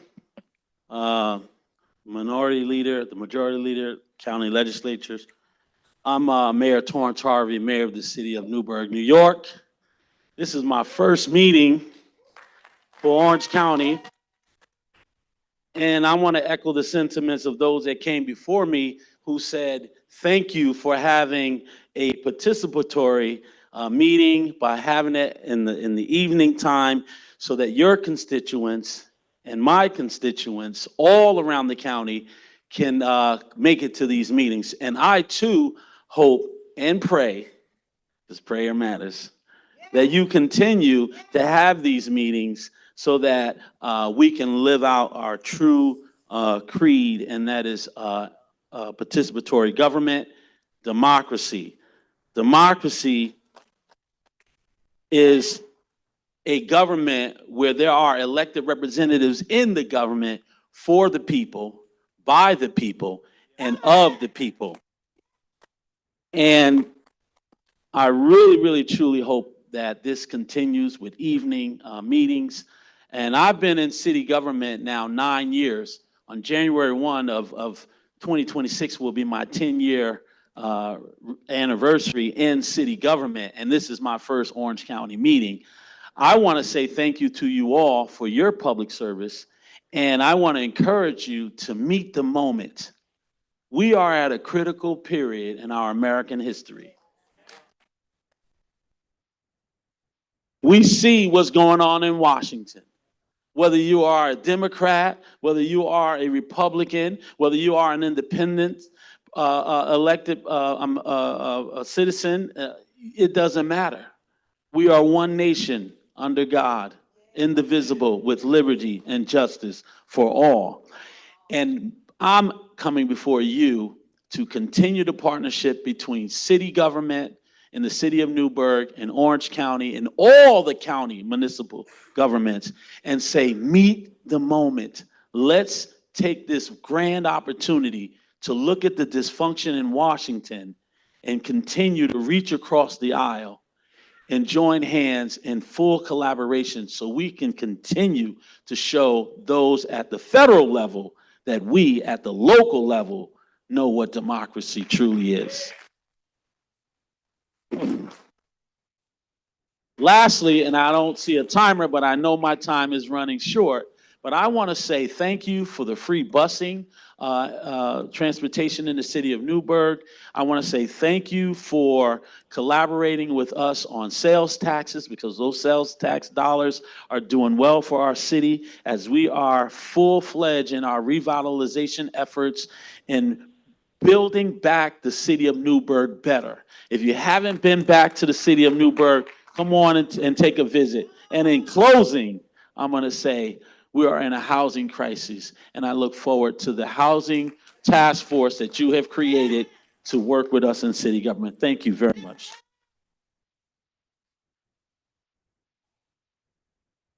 Our next speaker is Giselle Martinez, Newburgh.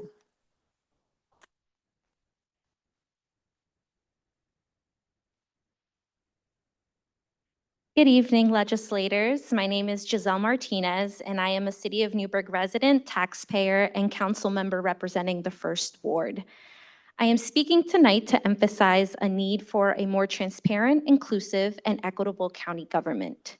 I would like to begin by thanking the legislators who pushed for evening meetings and to ask when this will become a permanent occurrence, or at the bare minimum, a quarterly occurrence. As you're aware, our county has a diverse population, many who are working residents, including essential workers, parents, small business owners, who are typically excluded from participating in this process simply because they can't afford to attend daytime meetings. Transparency isn't just about sharing information, it's about making sure that people have a fair opportunity to engage and to be heard. When I'm not at my evening council meetings, I'm at my 9-to-5 job as a housing paralegal.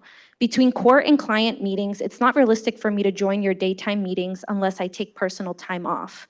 I actually have done this before, and I visited a few months ago and gave a public comment on transportation where it took me 4 hours to get from the city of Newburgh to Goshen by bus, where I actually barely made it in time to sign up for public comment. As a pedestrian, I should not have to face these many barriers to attend county meetings. On top of expanding real opportunities for public participation and expanding our bus routes, I'm asking that you prioritize policies that address real urgent needs in our county. As a housing paralegal and lawmaker myself, I see the urgent needs that my constituents and residents throughout the county experience. While the city of Newburgh has some resources, we simply do not have enough capacity to assist the entire county. I'm asking that you consider expanding and dispersing housing and social services throughout the county so it's not so concentrated in cities like Newburgh, Middletown, and Port Jervis. With the cost of living rising, we are in need of true affordable housing, and to allow our families to stay and thrive in Orange County, we need accessible and reliable public transportation to connect people to jobs, education, and to healthcare. There's a budget cut right now affecting the Department of Health, but what we really need is investment in public health, essential services to ensure safety and dignity for all our residents, especially our most vulnerable neighbors. The choices made in this chamber directly impact our community. I hope you lead with accountability and equity, and thank you for your time and consideration.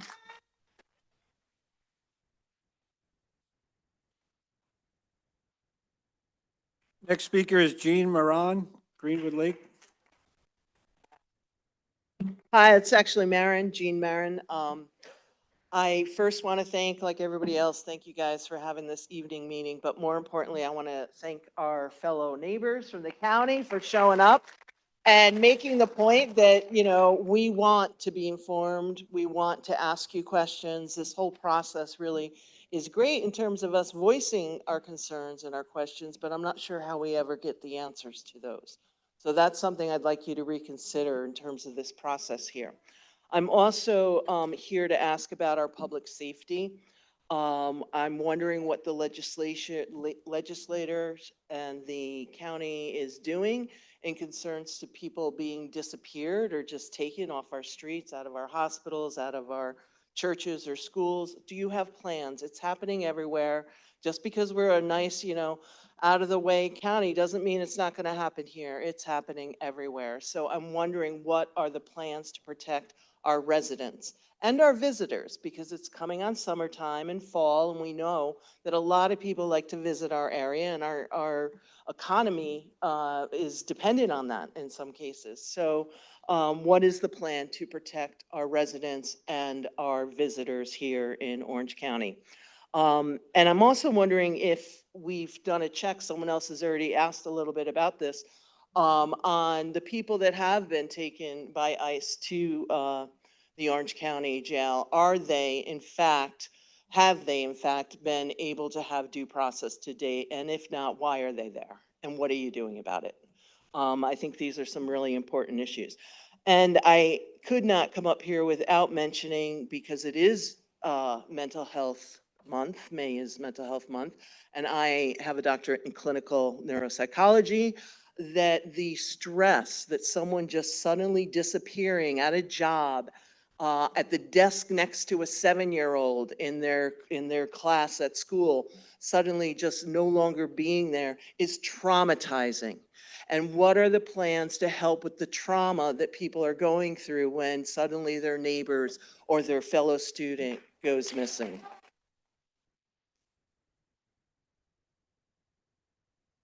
And one of the things as a trauma expert I want to point out is that chronic stress and toxic stress affect the brain and the body in the same way, unchangeable way, that a significant trauma would cause. So even the people worried about being taken are being stressed to the point of trauma. We're hurting people's brains and bodies. What are we going to do about it? Thank you.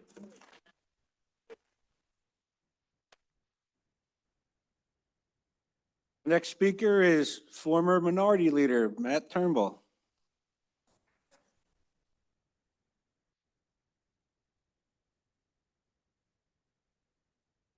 Boy, it's good to be here and see so many familiar faces and the fond memories of the fine work we did, you know.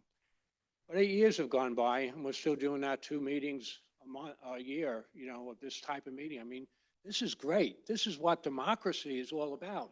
The more people that participate in democracy, the stronger it is, you know. I mean, I notice that the ceilings are very high here. You know, if more people show up, we have room for a balcony. Here. It would be great.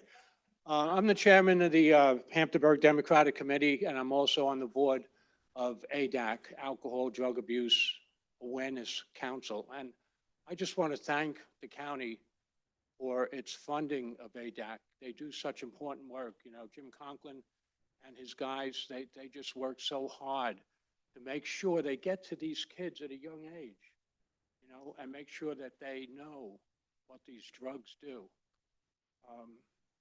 You know that I'm a recovered addict myself. Spent 44 years, you know, and the difference between before the 44 years and now is just incredible. I'd like to mention the housing. You know, I don't know if it's already a crisis or it's going to be a crisis, but you know, way back when I was a builder,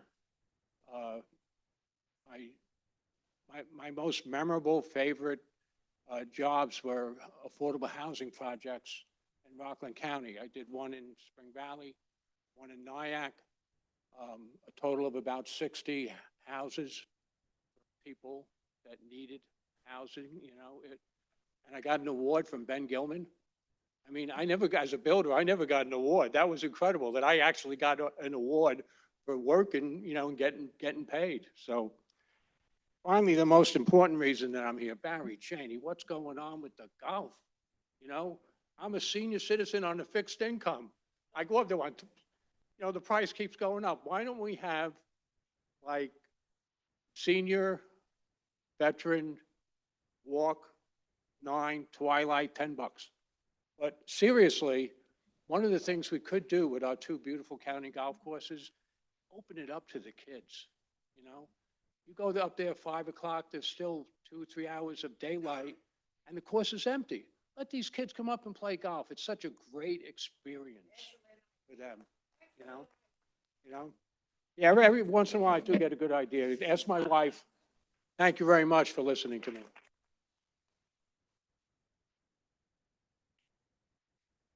Next speaker is Jennifer Knox, Newburgh.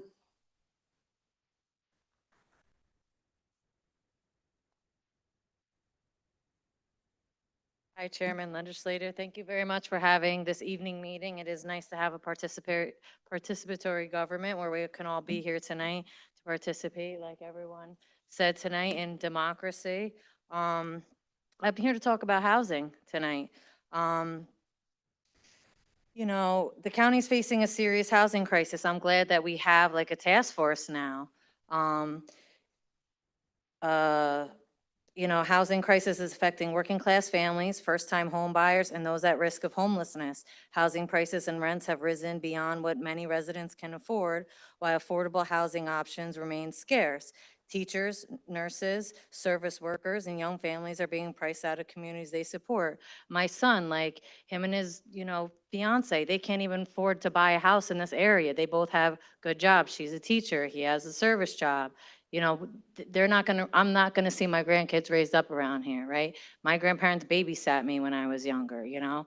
And that's happening to families all around. Like, we're gonna have to travel to go see our grandkids. I mean, I know I look young, but I'm not. Maybe I don't. I just think that, you know, we all, at the same time, more residents are experiencing housing insecurity, homelessness, and this crisis affects us all. Like, if you don't have that security of housing, like the stress that it brings, you know, we had that woman talk about the trauma and the stress that it brings us all, and like that generational wealth. Like in the city of Newburgh, yes, they're building a lot of apartments, but that's bringing, like that brings a higher taxes to the residents, you know, that 30-year, 32-year pilot that's going on there. That brings higher taxes to residents. Like, we need to be more affordable housing and housing units that aren't just apartments, you know, condos and townhouses and things like that, that continue that generational wealth, you know. Addressing it requires leadership from this legislator.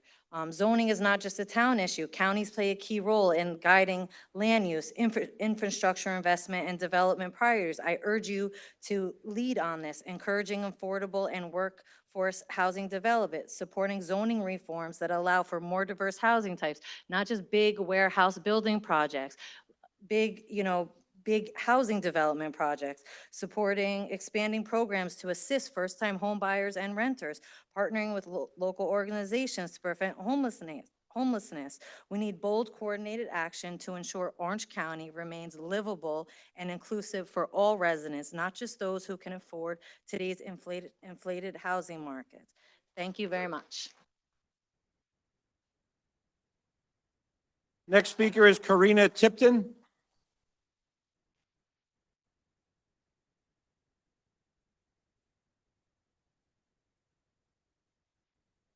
Good evening. Thank you for the opportunity to speak. My name is Karina Tipton. I live in the village of Montgomery, and I am here to speak about traffic. And as Legislator Feller knows, this is a particular passion of mine. And so while everyone else has thanked you for having this evening meeting, I'm not going to thank you. I'm going to say, do it again, please. Clearly, I am not the only one who likes to come to public meetings and share my opinion. Do this again. We're here. We have opinions. We would like to assist in the governance of our county.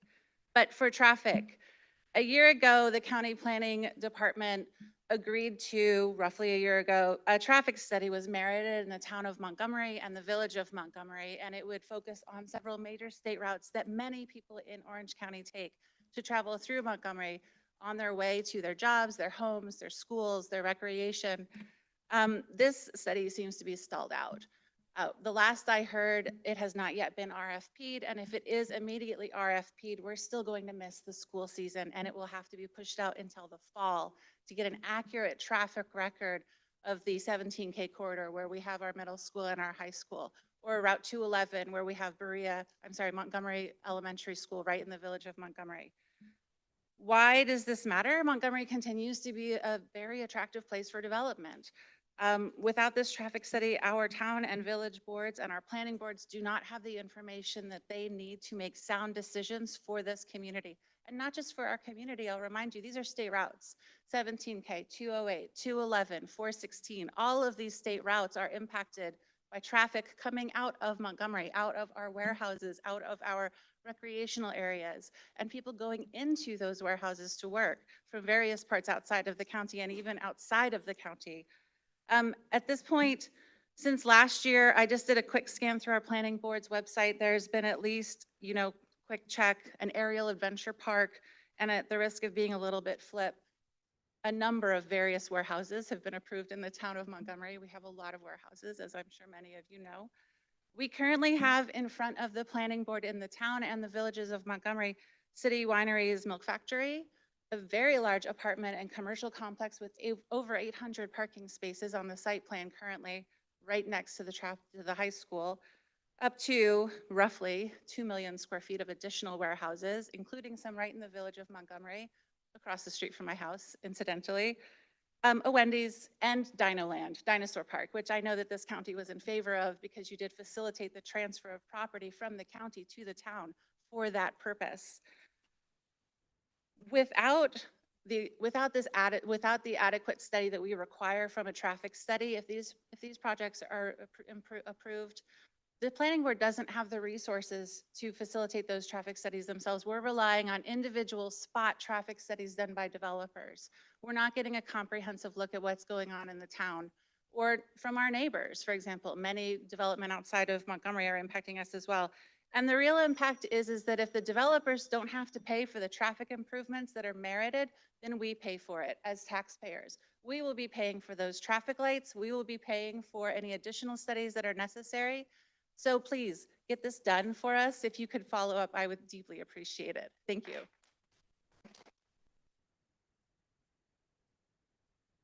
Next speaker is Zach Constantine, Goshen.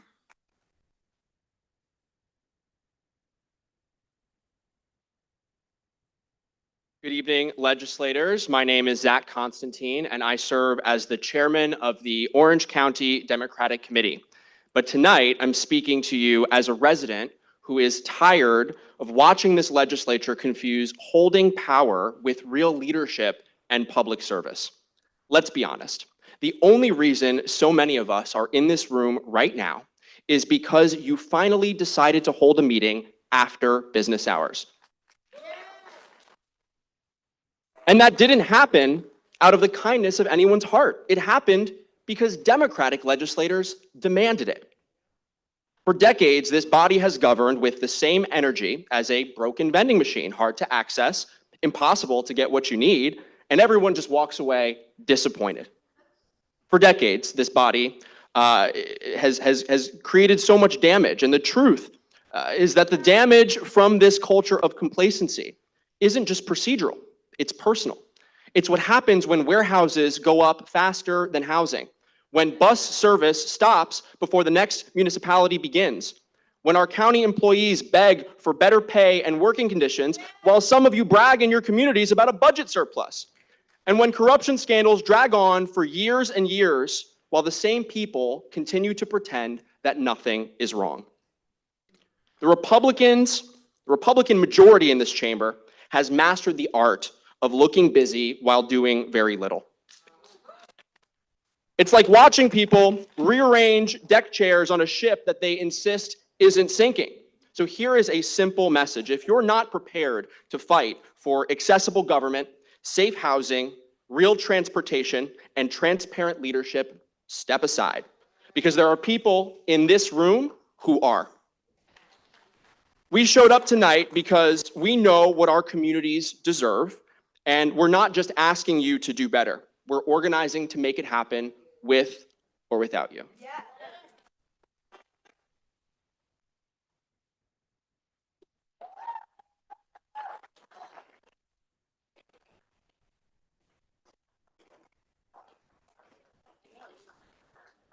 Speaker is Barbara Bald, Warwick.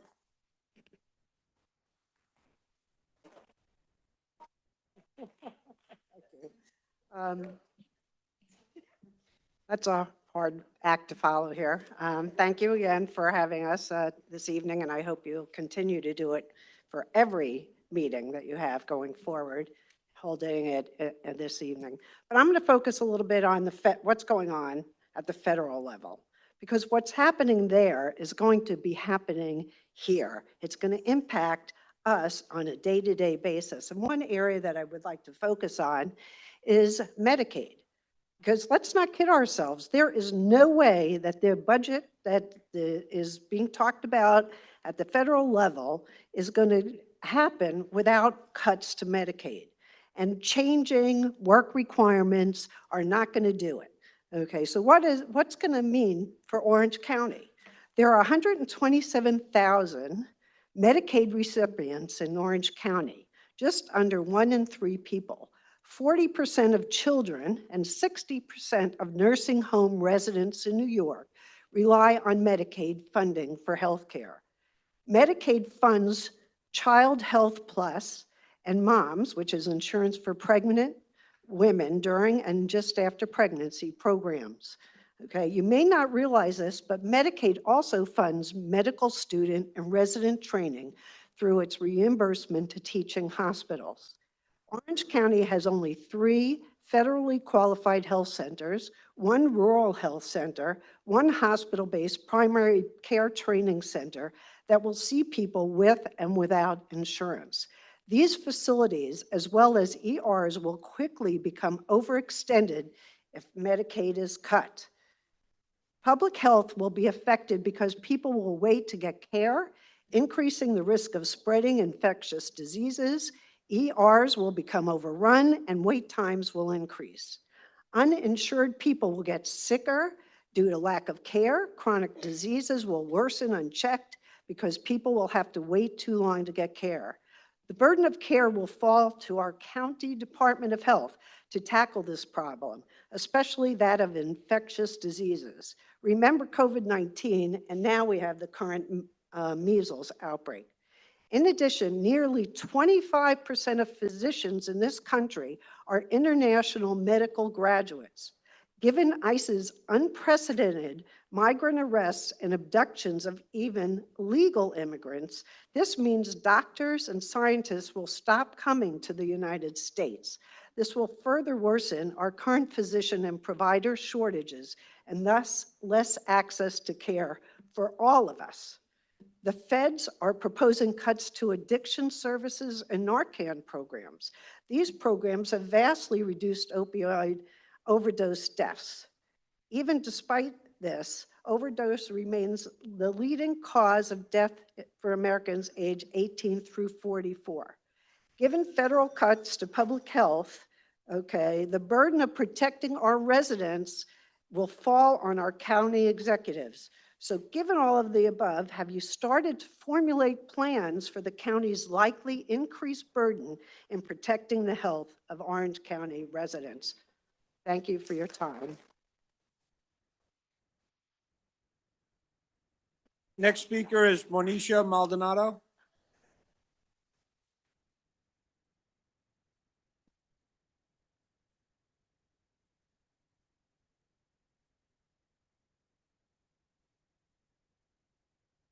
I turned it off. Okay.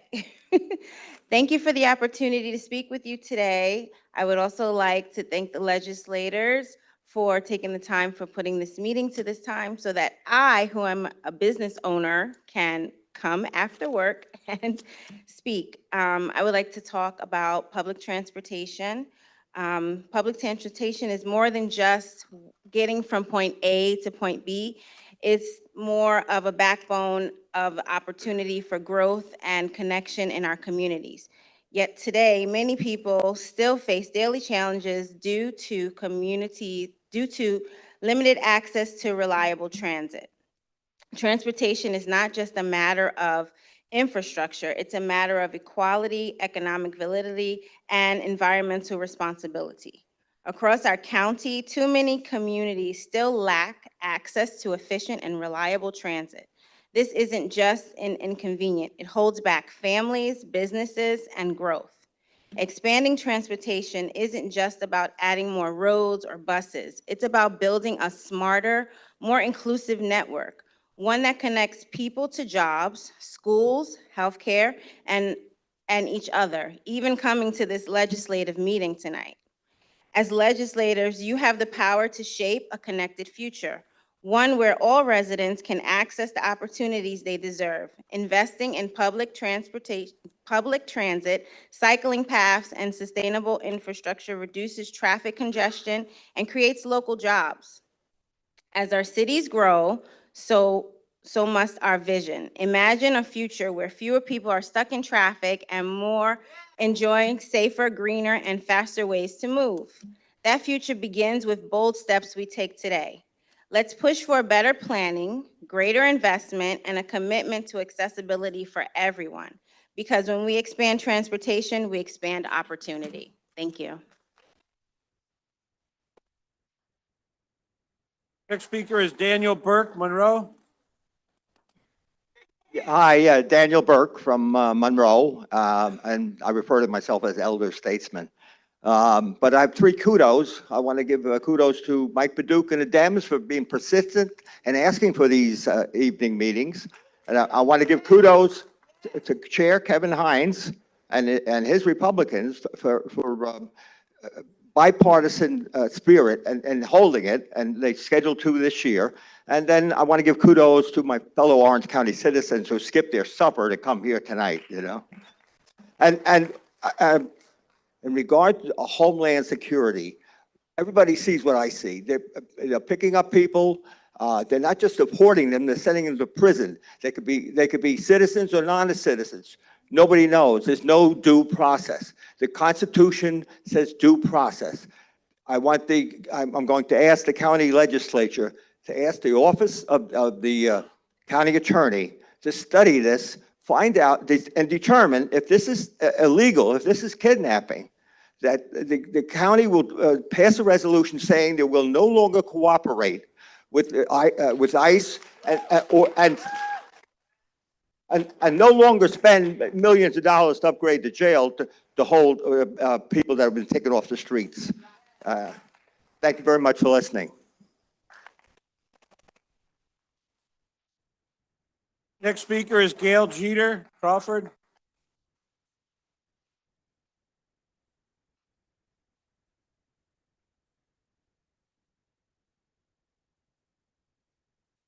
Yep.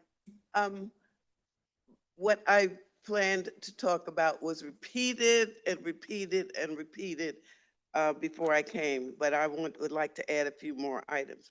First of all, good evening, everyone. My concern is, again, the 3:30 meetings that keep on happening. Lori Tortel requested that it be changed, and the body keeps voting to leave it that way. You're not representing us when you have your meetings at 3:30, when most of us cannot attend. This is the most crowded I've seen this assembly. So it's intentional. I hate to say it, but it's true. And as I said, it makes most people cannot come, but they also cannot run. You're preventing most of the qualified residents of Orange County from running for office by doing this. Okay, and again, it's intentional. Now, I know that you, from time to time, have a resolution that people vote on, and you keep voting us down. Please do another resolution. Make sure it's televised, because when I spoke about this before, at the meeting, we were told, oh, the audio is not working. I looked online on YouTube, it wasn't there. So hopefully, we will make another resolution requesting that the meetings be held in the evenings where we can come and see it. Also at a time where more and more of the individuals here can run. You have an unfair advantage because of the fact that you can be here at 3:30 and most of us cannot. Okay? So again, I ask you to present a resolution to this assembly, changing the time to at least 7. You got Dutchess County, they have their meetings. They just made it a little earlier, 6:30. Rockland County, 7 p.m.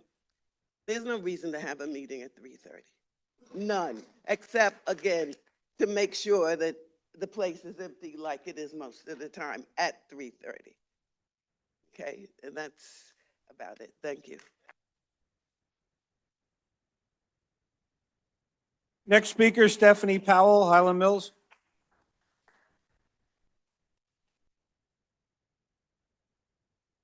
Good evening.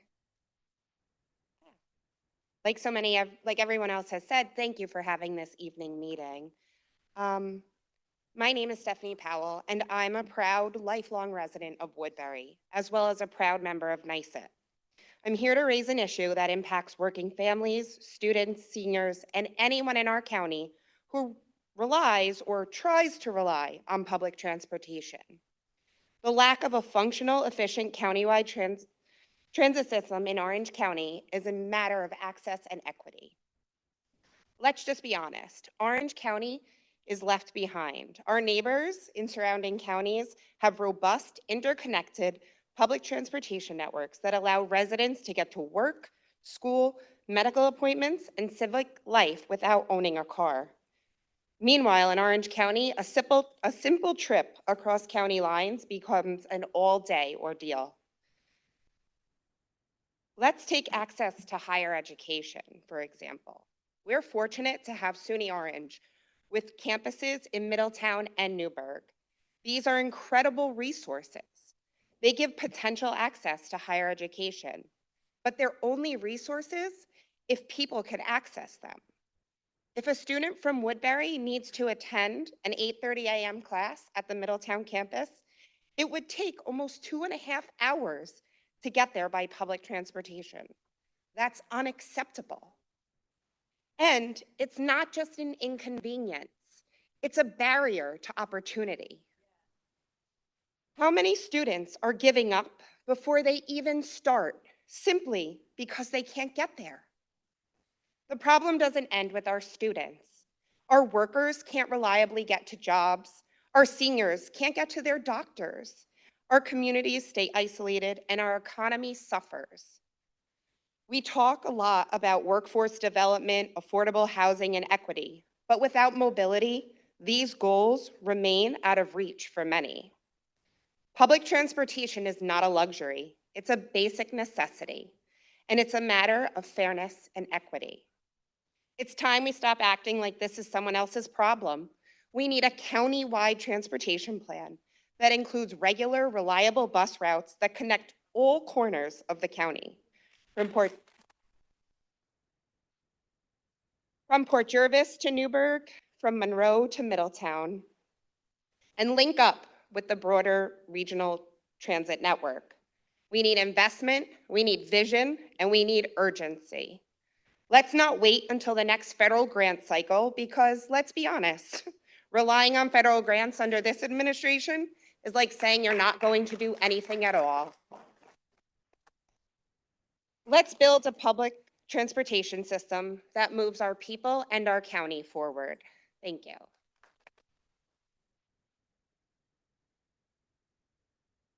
Next speaker is Paola Perkins, Port Jervis.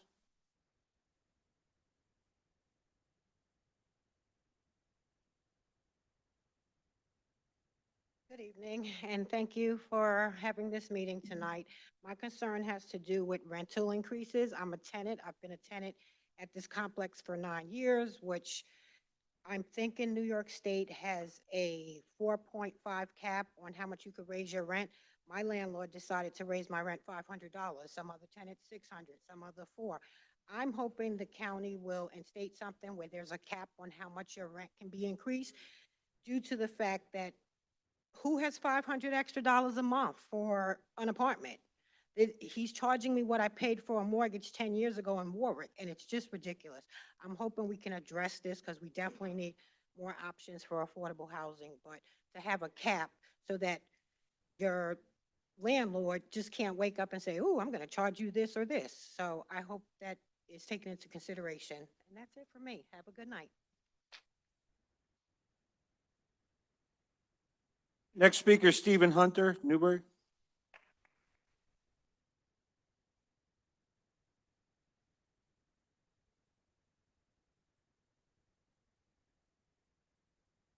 Good evening. Thank you, Mr. Chairman.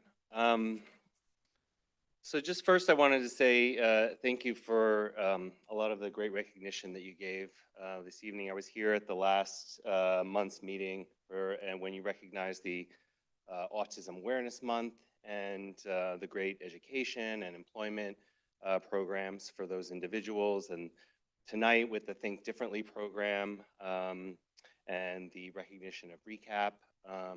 I think these are all amazing diversity, equity, inclusion programs that I think it's important that we continue to support and fund here in Orange County, especially in this time right now. We need to make sure that we're allocating and directing our county funds to support these programs, but also just recognition, because support and recognition really matters, especially for programs that show inclusivity and really celebrate the diversity that we have here in Orange County. And I also look forward to being here next month when there'll be hopefully a resolution to recognize June as Pride Month, because I think our queer community is one of the most vibrant parts about our county. And so I look forward to being here next month when you do that.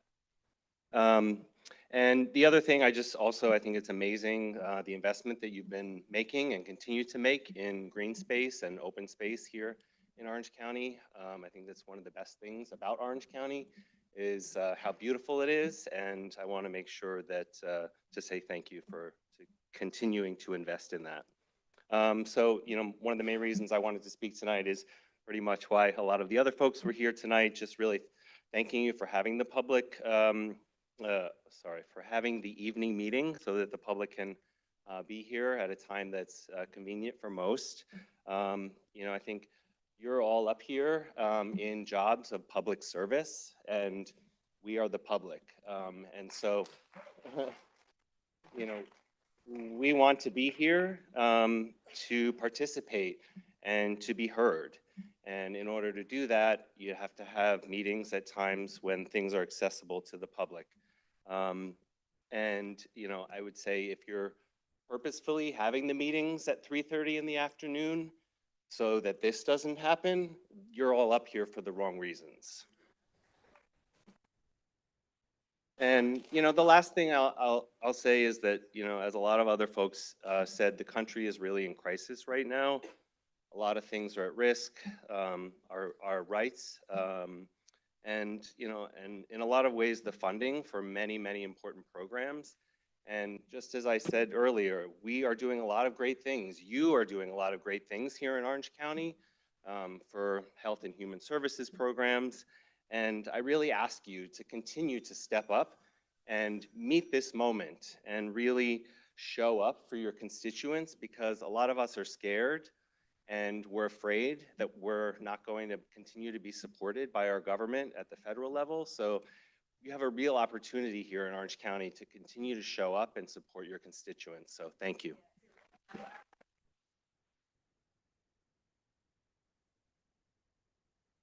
Our last speaker is Veronica Mott, Chester.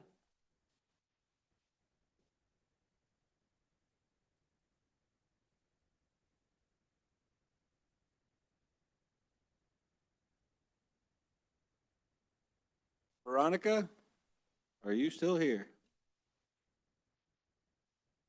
Going once? Going twice? All right, I guess a motion to adjourn is in order. Thank you very much. All in favor? We are adjourned.